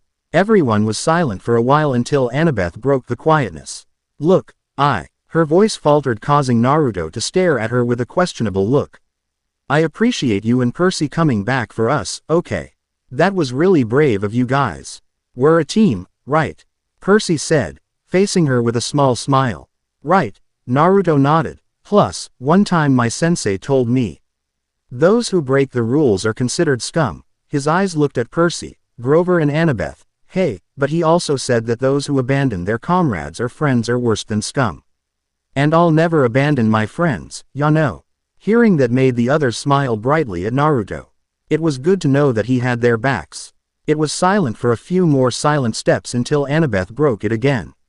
It's just that, well, if you died, aside from the fact that it would really suck for you too, it would mean the quest was over. This may be my only shot of seeing the real world. I've wanted this ever since I was a little kid. The thunderstorm finally stopped, causing the city glow to fade behind them, leaving them in total darkness. The only thing that lit up the woods was Naruto and Annabeth's blonde hair. Naruto combed his fingers through his cropped hair. So, you didn't leave Camp Half-Blood since you were, what? 7. He asked her, and Percy looked at her like he'd been wondering the same thing. No. Only on those short field trips. My father, the history professor, Percy interrupted, earning a shove from Naruto. He glared at the older blonde, who glared back, only meaner. Yeah, you see, it didn't work out with me living in a normal home. Camp Half-Blood is my home. It's always been my home, she explained quickly, afraid that someone might stop her. At camp you train and train until you become stronger. And that's cool and everything, but the real world is where the monsters are. It'll determine if you're worthy of the title, a hero, or not. Naruto heard the doubt in her voice even though she tried to hide it. If you ask me, I think you're a good hero. And I'm not saying that to make you feel better, I mean it. Percy nodded in agreement. Yeah. Plus you're great with that knife. You guys really think so? Anybody who can chokehold a fury is okay in my book. Naruto searched for Annabeth's hand, and when he finally found it, he laced his fingers through hers with a grin. You're amazing, Annabeth. Really, you shouldn't stress over if you're any good or not when you already are. 'Cause that's just plain stupid, ya know. The daughter of Athena wore a small blush over her cheeks before smiling softly at Naruto, who flushed realizing he was still holding her hand. Their hands broke apart and huge blushes washed over their faces as they grinned at each other sheepishly. Grover sensed Percy's jealousy take over as he watched the two. He smirked when Percy grumbled at Naruto. The whiskered teen couldn't help but feel different with the daughter of Athena. He felt all mushy and stuff with Clarice and Selena, yes, but Annabeth. It was like he had a small bit of feelings for her, but he also loved her as a little sister or a best friend. He pushed that thought away for a while, but later he would keep questioning himself about his feelings for the gray-eyed girl. Their moment was disturbed by Grover, who blew into his reed pipes. The sound screeched through the other's ears. It was like an owl being tortured to death. Hey, my reed pipes still work. Grover cried out with a cheeky grin. Man, if only I could remember that "Find the Path" song. We could totally get out of these. Naruto growled, snatching the reed pipes out of Grover's hands. He was about to break it over his knee, until the satyr slammed his hoof down on Naruto's foot, causing the blonde to cry out in pain and throw the reed pipe in the air. Luckily, Percy caught it and tossed it to Grover, who grabbed it with a happy smile, then glared at Naruto, who huffed. I told you I would break that thing if you started playing it, Naruto said. Honestly, how do you satyrs stand that sound? He mumbled under his breath. Percy laughed but groaned as he walked straight into a tree. A bruise formed on his forehead. Naruto pointed at Percy, letting out a good laugh. After another mile or so, Percy kept slamming into trees or tripping over their roots. Groans, yelps and cursing filled the woods.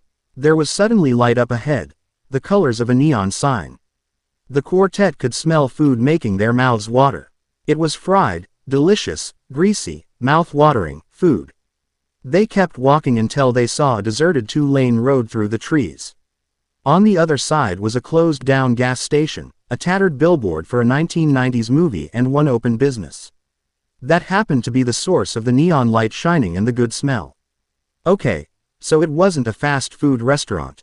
It happened to be one of those weird roadside curio shops that sold lawn flamingos, wooden Indians and cement grizzly bears. The main building was a long, low warehouse, surrounded by acres of statuary. There was a neon sign above that was glowing in cursive neon letters, and they in English. Annabeth. Percy and Naruto's dyslexia began to swirl into session. Percy knitted his raven brows in frustration. What the hell does that even say? He asked Naruto and Annabeth. Men. Tally slapped himself, forgetting that they couldn't read it either. Annabeth struggled, trying to read the sign as well. How should I know? Naruto narrowed his blue orbs at the sign that looked like a bunch of doodles. He blinked a couple of times before seeing the words change to, well, words, but they looked like gibberish. It read, Tuany mies ngrdane goman miuorpem. He growled with his eyes eased shut and opened them once more to see that it now read, Auntie M's Garden Gnome Emporium. Auntie M's Garden Gnome Emporium, he translated with a sigh. Annabeth and Percy stared at him in awe. You can read that? Annabeth questioned him. Disbelief was crawling in her voice. She just couldn't believe it. How? Don't you have dyslexia? Yeah, I do, but sometimes if I concentrate hard enough, it'll just slip away for a moment, Naruto said. He then grinned cheekily, probably one of the perks of being a Demetitan. Annabeth rolled her gray eyes with a small jealous pout. Flanking the entrance, as advertised, were two cement garden gnomes, ugly bearded little runts, smiling and waving all creepy-like as if they were getting ready for picture day. Naruto shivered at seeing the little statues. He shot glares at every one of them, earning a snicker from Percy. Naruto clutched his stomach that sent out a hungry growl. He grimaced before his ears perked up, following the tasty smell that filled the air. Hey, Grover warned. He looked very unsure about the place. The lights are on inside, Annabeth told them. Maybe it's still open. Snack bar? Percy asked wistfully, with a grin. Snack bar, indeed, she agreed with a nod. Then what are we waiting for? Naruto asked. Let's eat. I hope they serve ramen here. Grover hissed at the three. Are you three crazy? This place is weird. Very weird. Naruto looked back at him with a small smile. Sure, these little things and bears and everything else in here is creepy, but, you forget, we need food. And this boy ain't gonna starve. The satyr sighed, tapping his index fingers together nervously. The front lot was a forest of statues. Cement animals, cement children, cement lovers, and even a satyr playing the reed pipes with a fearful look on its face. Which gave Grover the creeps big time. He bleated, matching the statue satyr's fearful look. Looks like my Uncle Ferdinand. I'm sure everything looks like your Uncle Ferdy whoever, Naruto mumbled. They stopped at the warehouse door. Don't knock, please, Grover pleaded. I smell monsters. The son of Kronos was about to shoot Grover a smartass comment until he wallowed at hearing a popping noise echo through his ears. A monster really was here. He couldn't get monsters to obey him since his father deemed him a traitor to their side. Remembering that made him sad. His own father, who he loved dearly, called him a traitor. He was truly hurt. Naruto's heart ached every time he thought about it. Quote. Why, you're right, he muttered in agreement. Grover heard the mutter and cheered with happiness. But we aren't leaving. We need to eat. Traveling on an empty stomach isn't good. You'll be dead in no time if you do so. So suck it up and let's go in. That's when the door creaked open. And standing in front of them was a tall Middle Eastern woman. At least, they thought she was Middle Eastern. Because she wore a long black gown that covered everything on her body except for her hands, and her hair was completely veiled. Her eyes glinted behind a pair of obsidian black sunglasses. She looked beautiful and elegant. So this old lady must have been quite the primary choice back in her day. Her voice sounded vaguely Middle Eastern too. She spoke. Children, it is too late to be out alone at this time. Where are your parents, for heaven's sake? There. Annabeth started to say. We're orphans, Percy blurted out.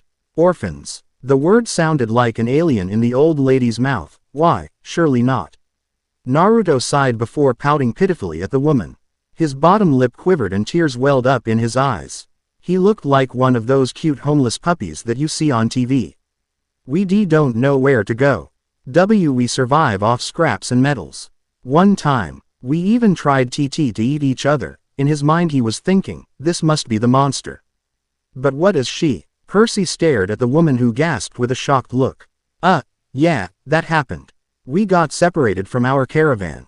Our circus caravan. The mean and horrible ringmaster told us to meet him at a gas station if we ever got lost.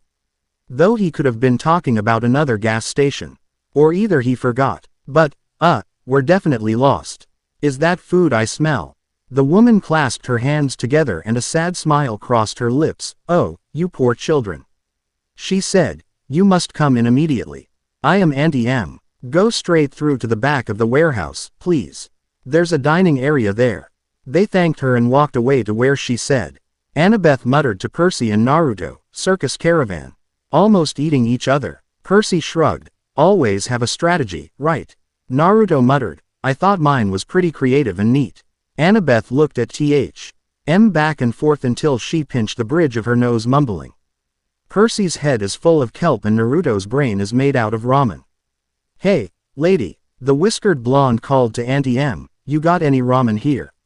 Literally. Annabeth shook her head. The warehouse was filled with more statues. They were in different poses, wearing different clothes and expressions. Most expressions were horrified or frightened to death.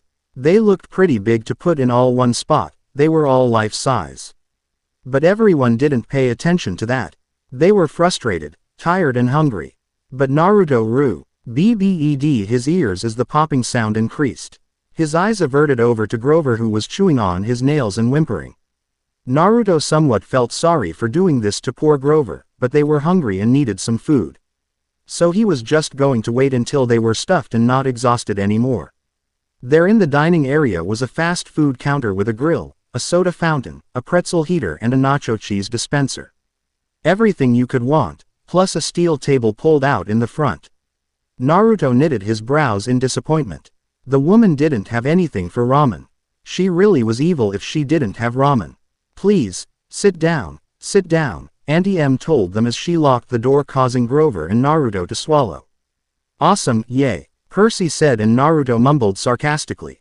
Naruto sat next to Grover while Annabeth and Percy sat on the other side.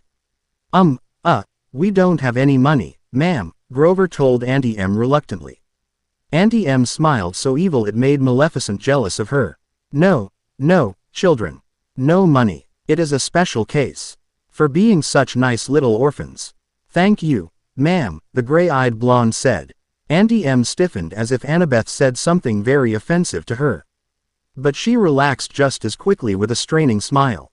Percy shrugged it off, but Naruto kept narrowing his blue orbs at the woman suspiciously. Quite all right, Annabeth. My God, child, you have such beautiful gray eyes. Don't remember introducing ourselves, Naruto thought, fiddling with his hands. What does this lady have against Annabeth? Maybe she has some rivalry with Athena, just like Arachne did. Their hostess disappeared behind the counter to begin cooking.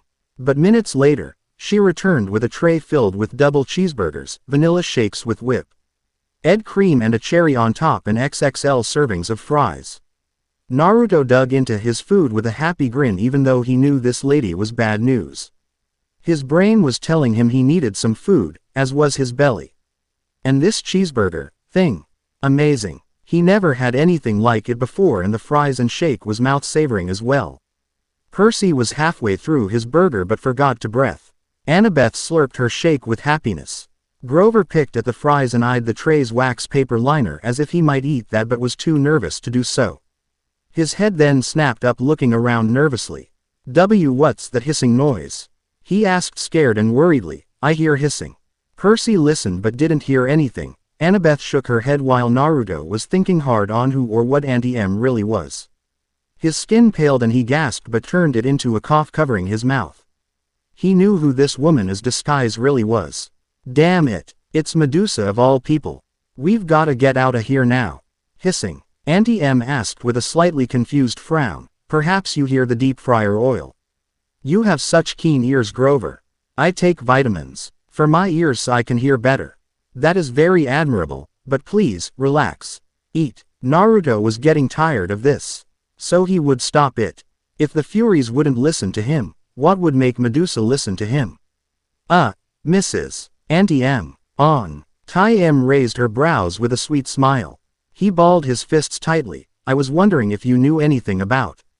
He muttered under his breath. Was that dear? She asked him, leaning up closer. I said, I was wondering if you knew about. Naruto gestured for her to come closer, which she did. He smirked evilly. Me about to kick your ass. His bandaged fist slammed right into her face. She screeched and was sent flying to the other side of the room. She crashed into statues, causing dust and dirt to fly around. Naruto, Annabeth, Percy and Grover cried. He shot them glares. She's a damn monster. A monster. Medusa, in fact. That's why it looked like she had something against Annabeth. Grover shot up from his seat with a horrified expression matching the statues. Medusa. I was right about a monster. But Medusa, how did you know that? Annabeth questioned her fellow blonde, who shrugged. She deadpanned at him but waved it off. Hey, guys. Grover got their attention. Here's a fun thought. Let's go before we get turned into them. He gestured to the statues. Sorry, Groves, Naruto told him solemnly. He took out Exosia and twirled it in his hand. Medusa jumped out of the rubble with a hiss. She snatched off her sunglasses and veil. Naruto looked back at Percy and the others. Hide. I'll try and distract her. Annabeth hesitated but slapped on her Yankees cap, turning invisible. Grover ran in the back shouting, Maya. Non-stop, and Percy uncapped Riptide, backing away in a corner. It's just you and me now, Snake Lady, Naruto told her, and she cackled evilly. His nose scrunched in disgust at her laugh. Like a witch's laugh. Medusa caught her breath. Oh, my lovely Titan Prince, do you really think your powers of controlling monsters will work on me? Besides, Lord Kronos deemed you a traitor, so I and other monsters may kill you however we please. She lunged at him with her talons ready to claw out his eyes. He sidestepped, causing her to skid across the ground.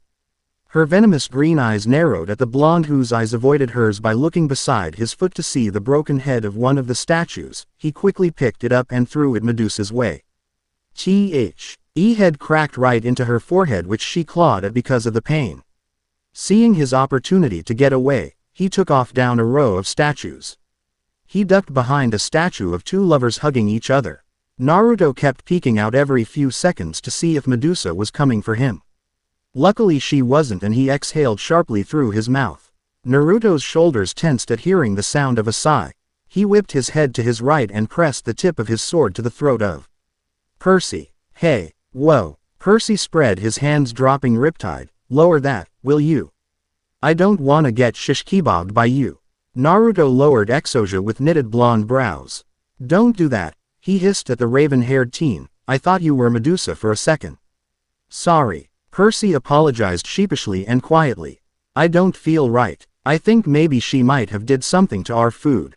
So that's how she traps tourists here.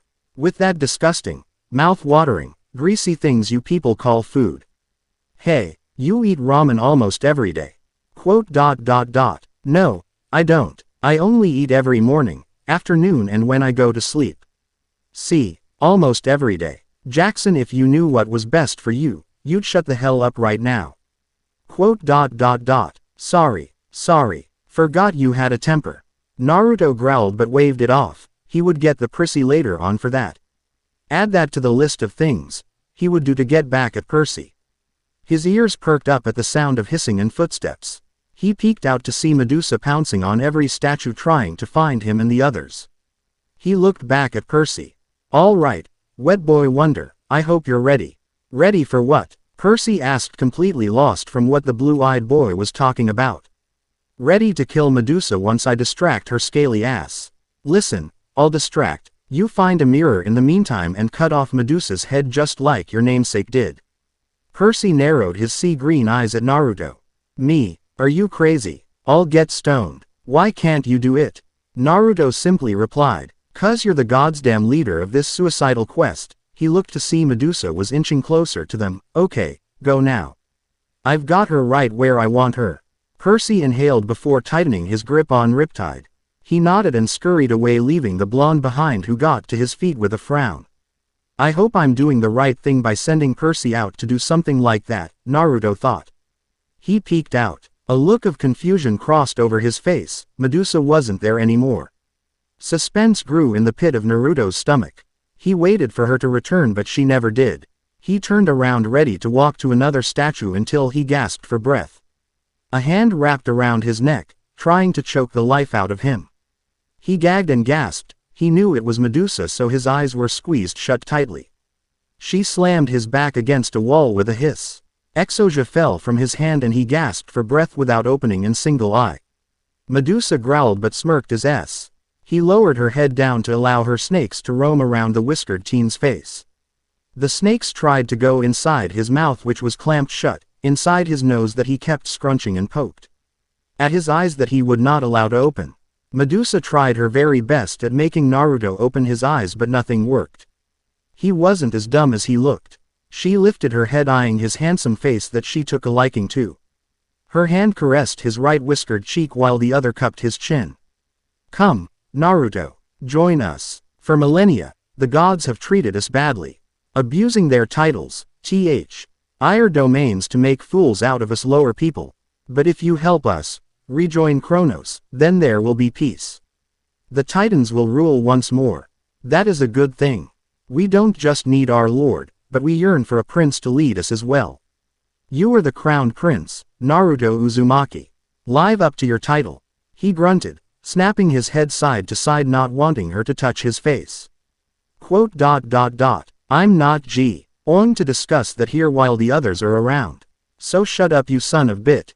Incoming. Shouting that was Grover, who came flying down towards Medusa with a tree branch. He cried out before Smoss hung it behind Medusa's head, making her clutch her head with a hiss, backing away from Naruto and scowling Grover. You infernal satyr. You'll be joining your kind any second now. That was for my Uncle Ferdinand, you loser. Why you? Before she could finish, Naruto jumped on top of her, tackling her to the ground. His hands swatting at hers, trying to find her neck. Once they did, he began to choke her, which she screeched at. Her piercing venomous green eyes locked with bright gold-like blue eyes that widened in fear. His screams filled the shop, causing Annabeth to shimmer back into existence with a worried look. Percy joined her, sharing the same look.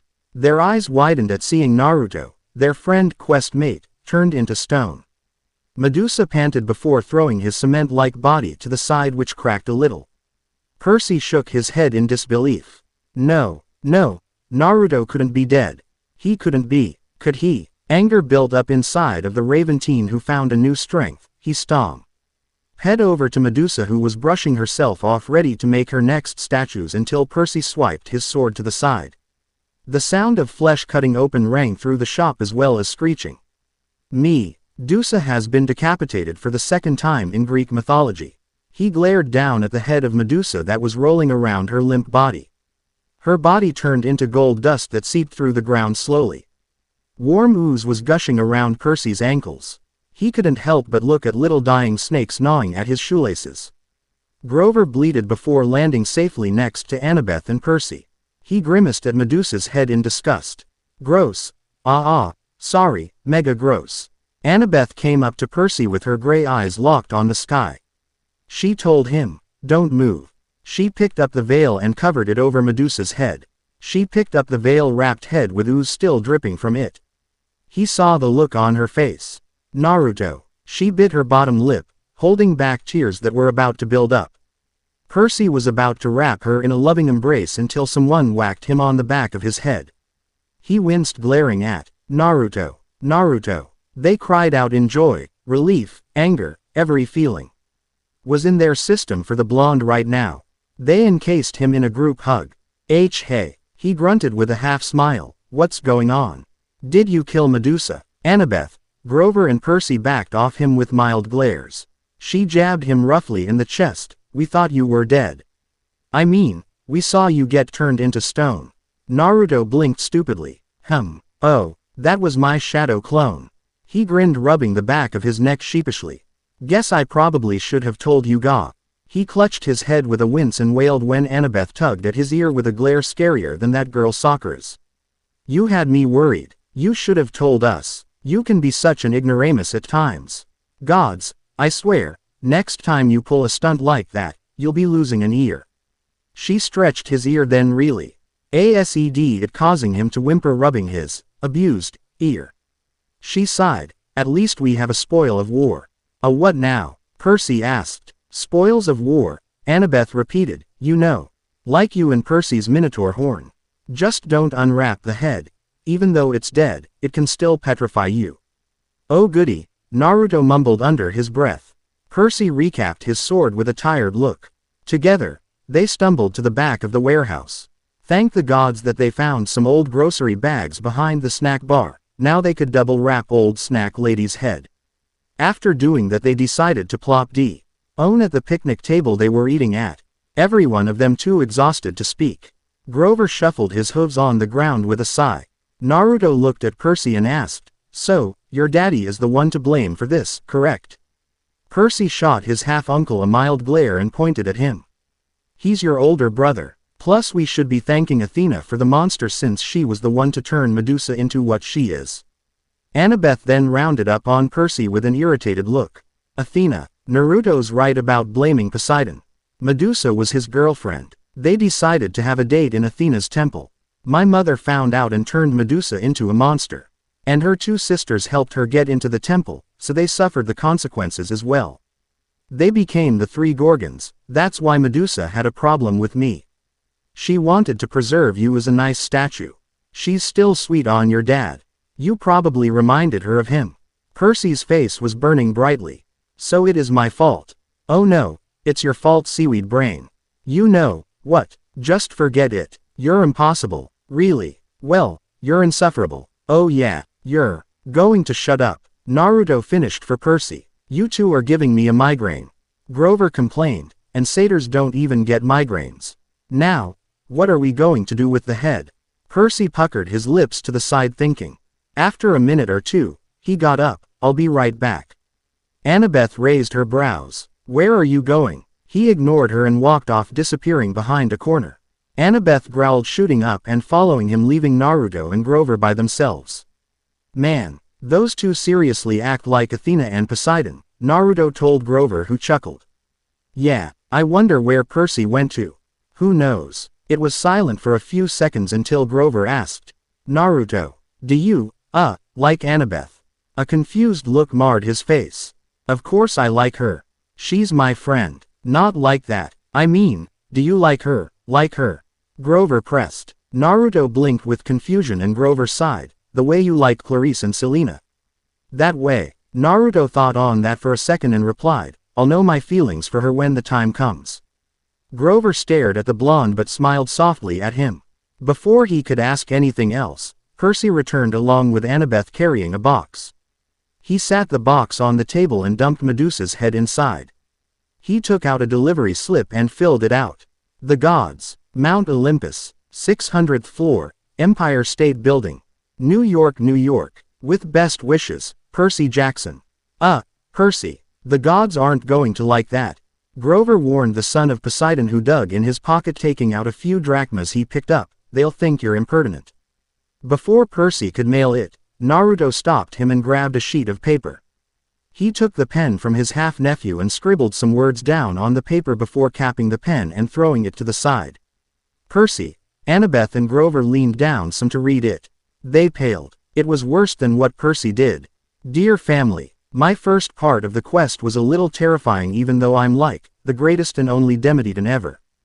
Big Brother Zeus, RN. EPHEW and Big Brother Poseidon's son has sent us spoils of war. Medusa's head. Be careful when you take it out, it's still dripping I think. Anyways, Zeus, I just wanted to tell you that you're the worst brother of all time. I don't like you. I'm pretty sure your kids don't even like you, and if they say they do, they're lying just to make you feel good about yourself. It happens. Oh, and will you stop being such a immature big-ass baby? So your rattle got taken and you're having a fit. Boo-hoo. Tell Mother Rhea to cradle you and give you a bottle. Oh, and Mother Rhea, if you're reading this make sure you give Big Bro his bottle. He tends to be cranky now and then. Big Sister Hestia, how the hell are you doing? Just wanted to say, hey, since, you're like, the best big sister of the century. Demeter and Hera, guys don't worry. I still love you guys. Big brothers Hades and Poseidon. You two are the best.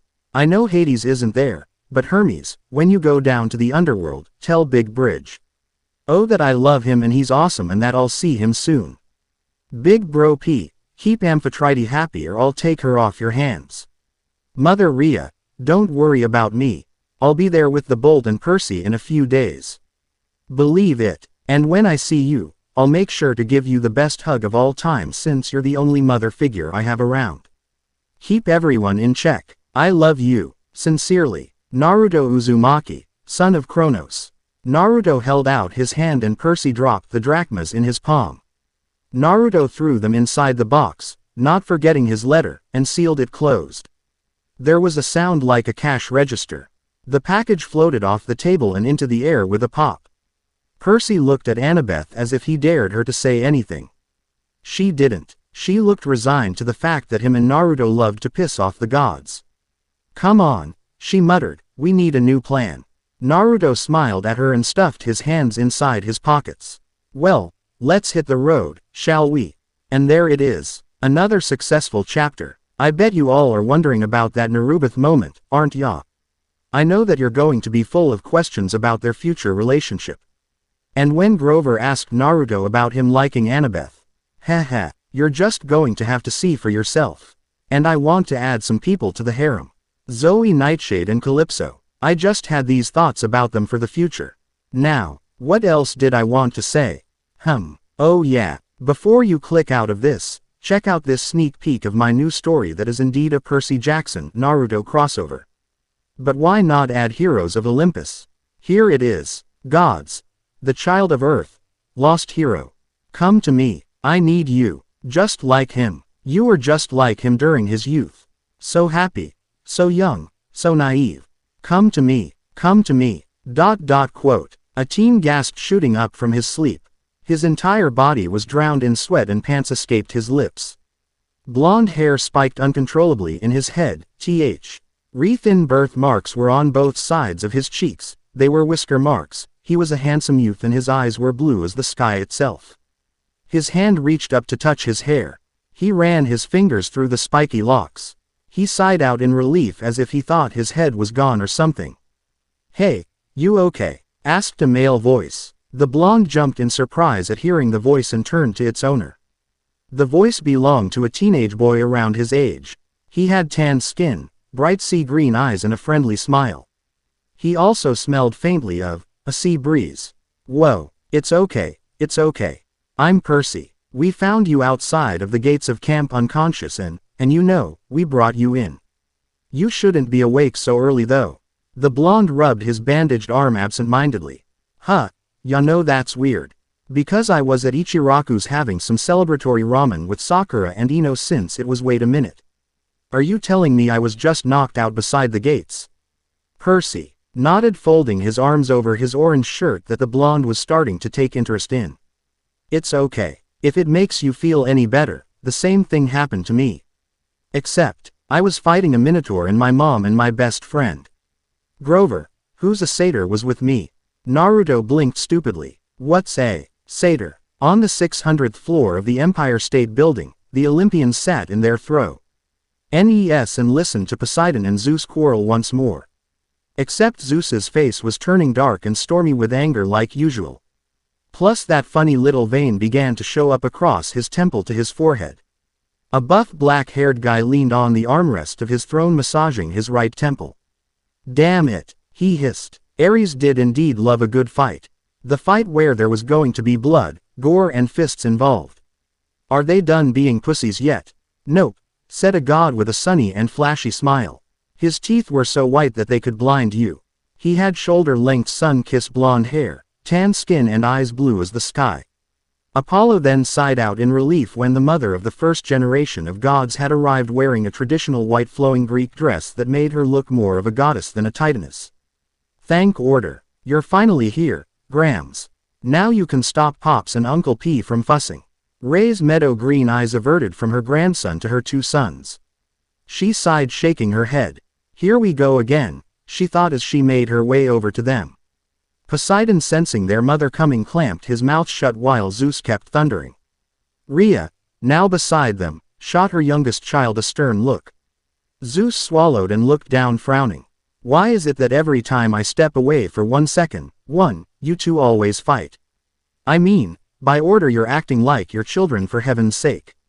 Rhea swatted both their arms and they winced. For shame on both of you. If you were still children I'd ground you. Literally. Now, be good boys and take your seats. Zeus pouted along with Poseidon trailing over to their thrones mumbling, yes, mother, and taking their seats. They still sent glares at each other and the goddess of wisdom heaved a sigh, thank you, grandmother.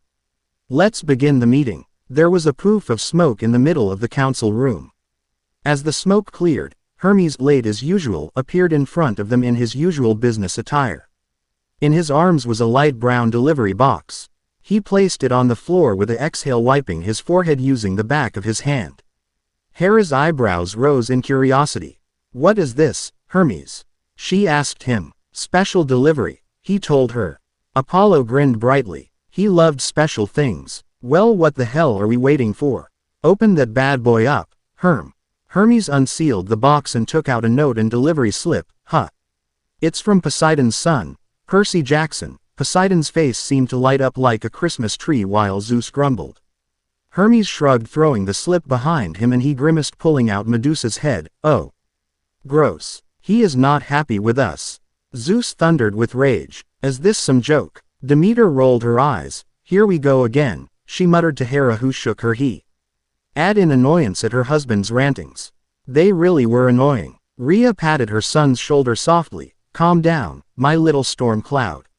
Apollo, Hermes and Ares snickered at the nickname, causing Zeus to flush with embarrassment. Mother, he cried out, not around them. Please. Sorry, my little, Zeus. Rhea smiled softly at her baby boy. Zeus regained his manliness then instant and narrowed his electric blue eyes at the head of Medusa.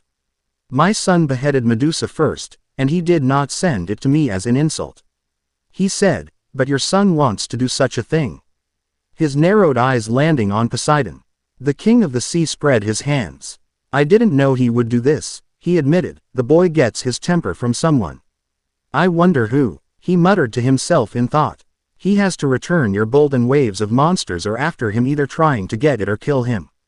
Can you blame him? The other Olympians and Rhea nodded to that.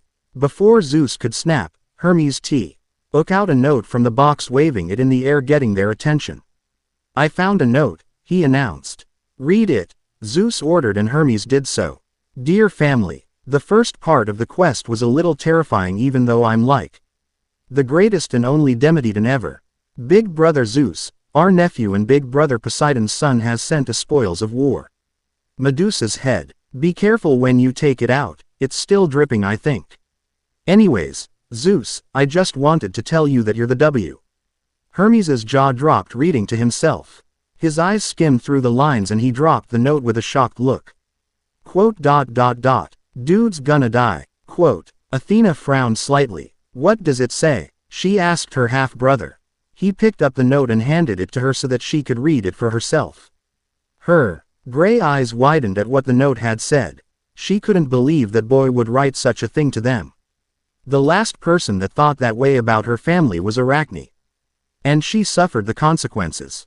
Little bitch. Artemis leaned over from her throne to read it as well. She gasped, knitting her brows. He's insulting Zeus. That's her daddy who she loves dearly. You know, since she is technically his favorite daughter and all. Zeus took the note from his daughter and his eyes skimmed the lines.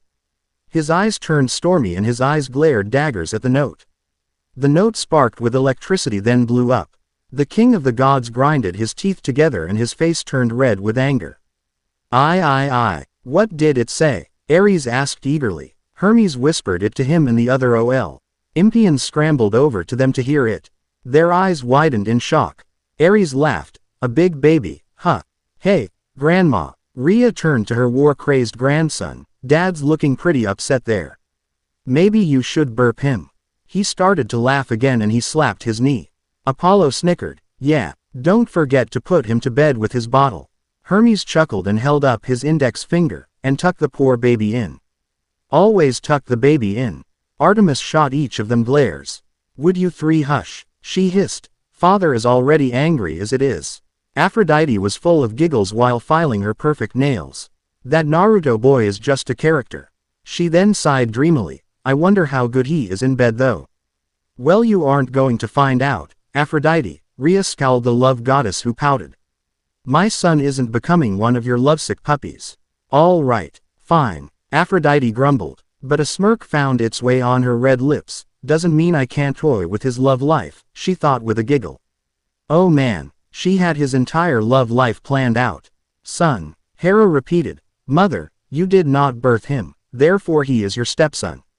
Hera, my daughter, do you have a problem with your brother? Why, yes, in fact, I do. He is you know whose child. So are you, Rhea pointed out, causing Hera's mouth to open and close. We shouldn't judge a book by its cover. Hera, Zeus, Demeter, Poseidon. Naruto is your brother who is trying his best for you all to accept him. You will not treat him with disrespect or fear him. You are the children of Kronos as well.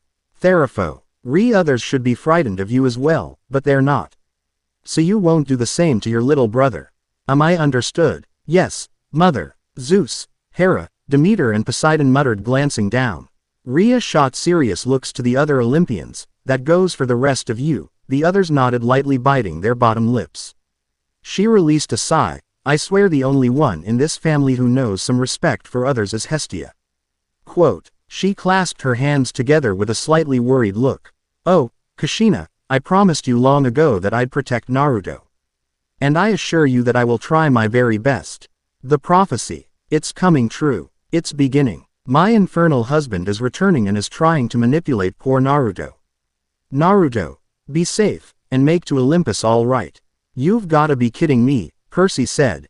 This place is practically a dump. They camped out in the woods, 100 yards from the main road, in a marshy clearing that local kids had obviously been using for parties. The ground was littered with flattened soda cans and fast food wrappers. Since Naruto was technically a sage and his sage mode was connected to nature, so he cared a lot about nature. Seeing this made him frown and sad, a little like Grover was. This place was probably a beautiful area before it got littered by some stupid kids. They'd taken some food from Auntie M's, but they weren't crazy to light a fire to dry their damp clothes. The Furies and Medusa was enough for one day. They certainly didn't need anything else to bother them. No kidding, Naruto said. He heaved a great sigh, but this'll have to do for now. So suck it up and be a boyish kind of stereotype of a man. Percy frowned. I'm a man. No you aren't. Where's the facial hair? Well, I'm working on it. Besides, where's your facial hair? Naruto grabbed Percy's hand, forcing it to his chin. Right there, he said.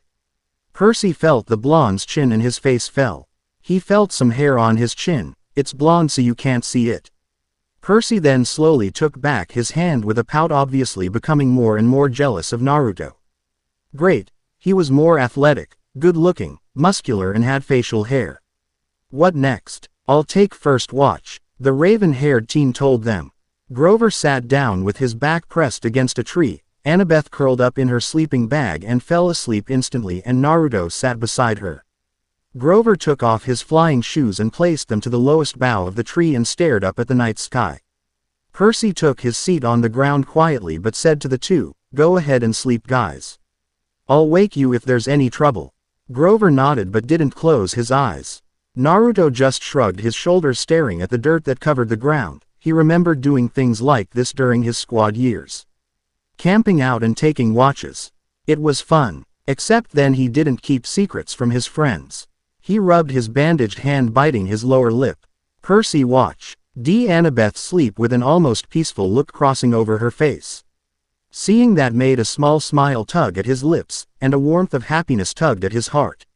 He thought she was pretty and smart, but that doesn't mean he likes her.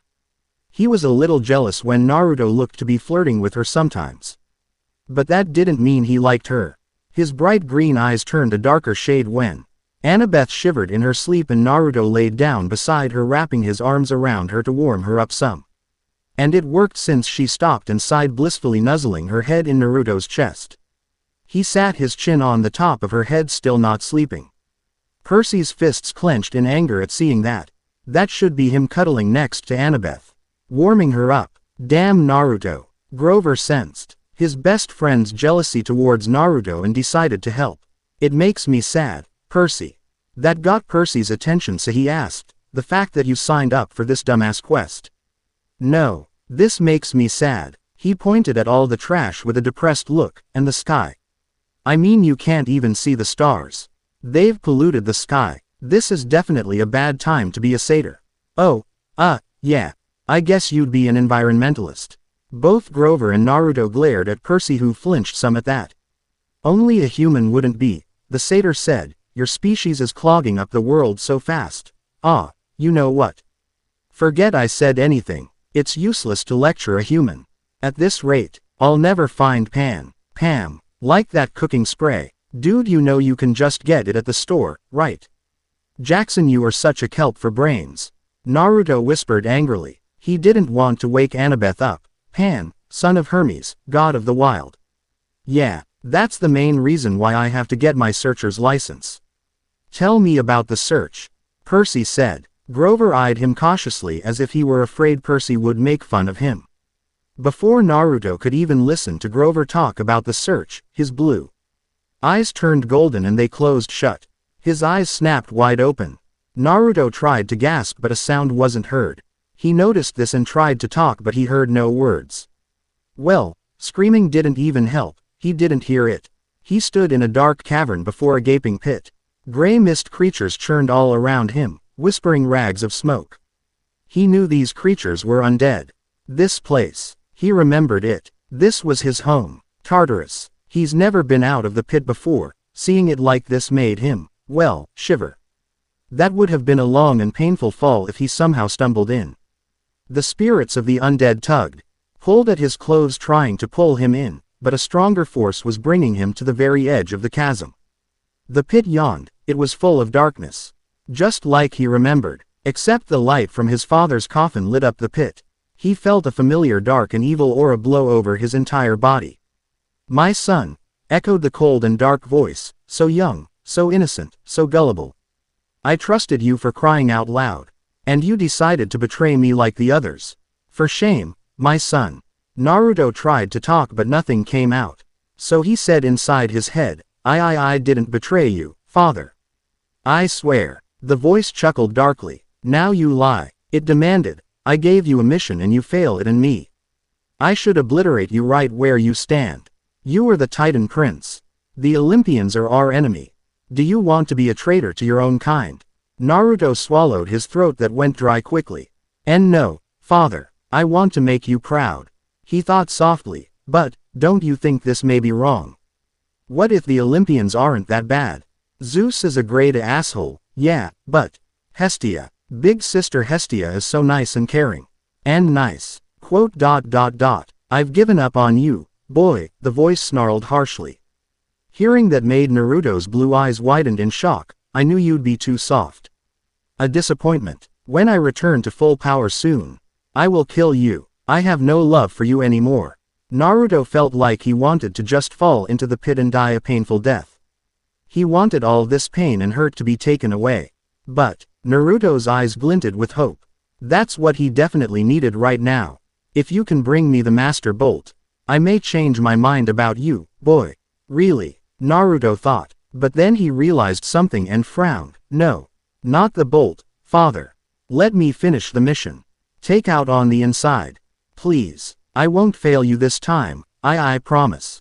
Quote. You'd better not, boy. Once last chance. And that's all. No. The dead whispered, making the blonde frown slightly. A trap, boy. It is a trap. Do not listen. Wake. Wake now, boy. He felt someone shaking him out of his slumber. His eyes cracked open, only to be blinded by daylight. Naruto stretched and yawned, the dream still drifting through his mind. He didn't know what to do. Part of him said to do it while the other said, this isn't you. He had to focus right now. So dumb thoughts like that would get in the way. A shadowy figure soon stood over him. He squinted his eyes and saw that it was Annabeth. Well, she said, the zombie lives. Naruto frowned at her, but his eyebrows rose in curiosity at seeing her, hiding a small blush around her cheeks.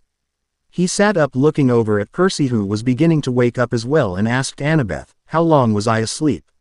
He rubbed his face and wiped the drool off from the corner of his mouth.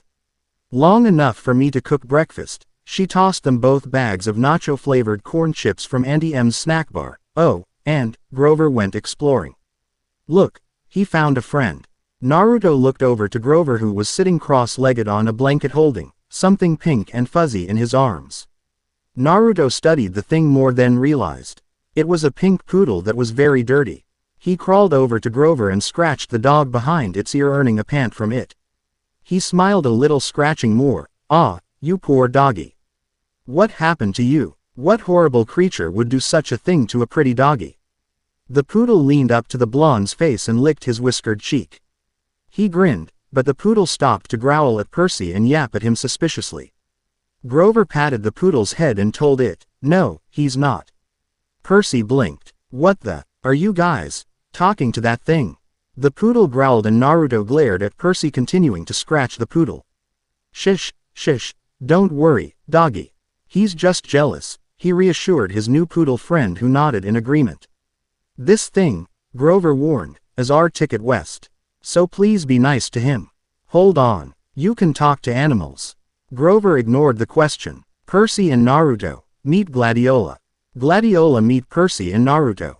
Hello there, Gladiola. Naruto greeted Poodle, who barked at him nicely and licked his cheek. Percy looked at Annabeth, hoping she would crack up at the joke they were pulling on him, but she was fucking deadly serious. I'm not saying hello to a poodle. And it's pink too, he said, so forget it. Percy, Annabeth said, I said hello to the poodle. Naruto said hello to the poodle. So you say hello to the poodle. The poodle paused, licking Naruto's face to growl at Percy, who sighed in defeat. Hello, Gladiola. Grover then explained that he'd come across Gladiola in the woods and they struck a conversation. The poodle, Gladiola, had ran away from a rich local family who'd post a $200 reward for his return. Gladiola didn't really want to go back to his family, but he was willing to do it if it meant helping Grover, which Naruto thought was a brave thing to do. How does Gladiola know about the reward? Percy asked. He read the signs, Grover said, as if it were obvious. Duh. Percy deadpanned. Oh, yeah. Of course. How silly of me. So, We return Gladiola, Annabeth explained in her best strategy voice that Percy thought was cute, but muttered it, only to be heard by Naruto, who sent him a glare. We get the money. And we buy tickets to Los Angeles. Simple. Naruto knitted his brows. But, wait a sec, I have 200 mortal dollars. We could have just used that. Annabeth nodded. True, but we should keep that just in case for emergencies. Naruto stared down at the ground thinking about his dream or whatever that was. He then realized something. A dream. It could have just been a dumb dream all this time. He was worrying for nothing. But, what if it wasn't a dream? What if that was real? Nah, it couldn't have been real. He was spazzing out for nothing. But he did think about what awaited him in the west. In the corner of his eye, Percy was thinking the same thing. Not another bus, Percy said warily, and Naruto nodded in agreement. They did not need to meet any other monsters. You're right about that, Annabeth agreed in a mutter. She pointed downhill at some tracks they weren't able to see in the night. There's an Amtrak station half a mile that way. According to Gladiola, the train will be leaving at noon. So we better go now. The quartet got to their feet with nods and began to walk forward. The daughter of Athena pulled Naruto away from the group, surprising him. She dragged I.M. behind a tree with her arms folded over her chest with pursed lips. What? He said, confused why she dragged him away from the others. Last night I was having a nightmare about something, she mumbled, not meeting his eyes. And when I woke up, you were holding me. I wanted to punch you for doing that, but I liked it. So thank you for doing that. You helped me sleep, so thanks. He noticed the blush on her cheeks and felt tons of emotions and feelings in his body. No problem. I was just worried about you is all. I care about you a lot, ya know. Her head whipped up with wide eyes and she whispered. Really? His blue eyes fixed on her gray eyes. His orbs scanned her body. She was beautiful, but she was younger than him. He loved her hair and eyes. Gods, those eyes he would sometimes get lost in. She was like a princess, a dangerous and intelligent one, that is. Those feelings, what did they mean? He knew that Percy had a crush on her. He saw the way Percy looked at her. Yeah, Naruto whispered. Yeah, maybe I should tell you. Tell me what? About how I feel, Naruto told her. She caught her breath when he walked up to her. He thought the fact that he was taller than her was a little funny. He didn't meet her eyes once more but stared at the ground. I don't understand how I'm feeling about you, Annie. And I'm pretty sure I shouldn't be on the list of guys you like. Annabeth blushed. What do you mean? Naruto's hand brushed against hers and he told her, you like Luke and Percy, don't you? Annabeth sputtered with a frown. What? Me? Like Percy? That's the funniest thing I've heard all day. Naruto narrowed his eyes at his fellow blonde. Don't deny it, he said. I know you like him. I see the way you look at him. And I see the way he looks at you. But you're all caught up on Luke to even notice your feelings for Waterhead. Annabeth, Luke doesn't like you. Even I can tell that he. Shut up. She shoved him away from her. Before she could run off to the others, he grabbed her wrist and pulled her to his chest. Before she could punch him, he cupped both sides of her face, bringing it closer to his. Her gray orbs widened at his actions. She was on her tippy toes, staring at his lips and eyes. His breath tickled her lips. What are you doing? She asked quietly, and Naruto swallowed, wanting to connect his lips to hers. But he held himself back for many reasons. But he didn't let go of Annabeth's face. All he did was just stare into those intense gray eyes he loved so much. Annabeth. Naruto whispered softly. Is this how you feel about me? Annabeth asked him. Is it? Tell me, please. Naruto hesitated but nodded lightly. He then shook his head, confusing her. Yes, no, I don't know, he told her. All I know is. You'll have to wait until I sort my feelings out, okay? She swallowed but nodded, understanding. His hands dropped down from her cheeks to his sides. She backed away from him, staring at the ground quietly. I'll watch over you. Annie, I promise. Annabeth stared at him with a small frown. She didn't need anyone to protect her. But, hearing him say it made her say, thank you, and walk up to him to plant a kiss on his cheek before running off to the others. Naruto watched her leave with a small blush and his hand touched the cheek she kissed. He smiled warmly and caught up with the others wearing a grin. A certain goddess of love squealed with excitement as she watched Naruto and the others on the quest using her magic mirror. The whole Naruto and Annabeth thing spun around in her kind. She sighed out blissfully. Told you I would make your love life difficult, Naruto.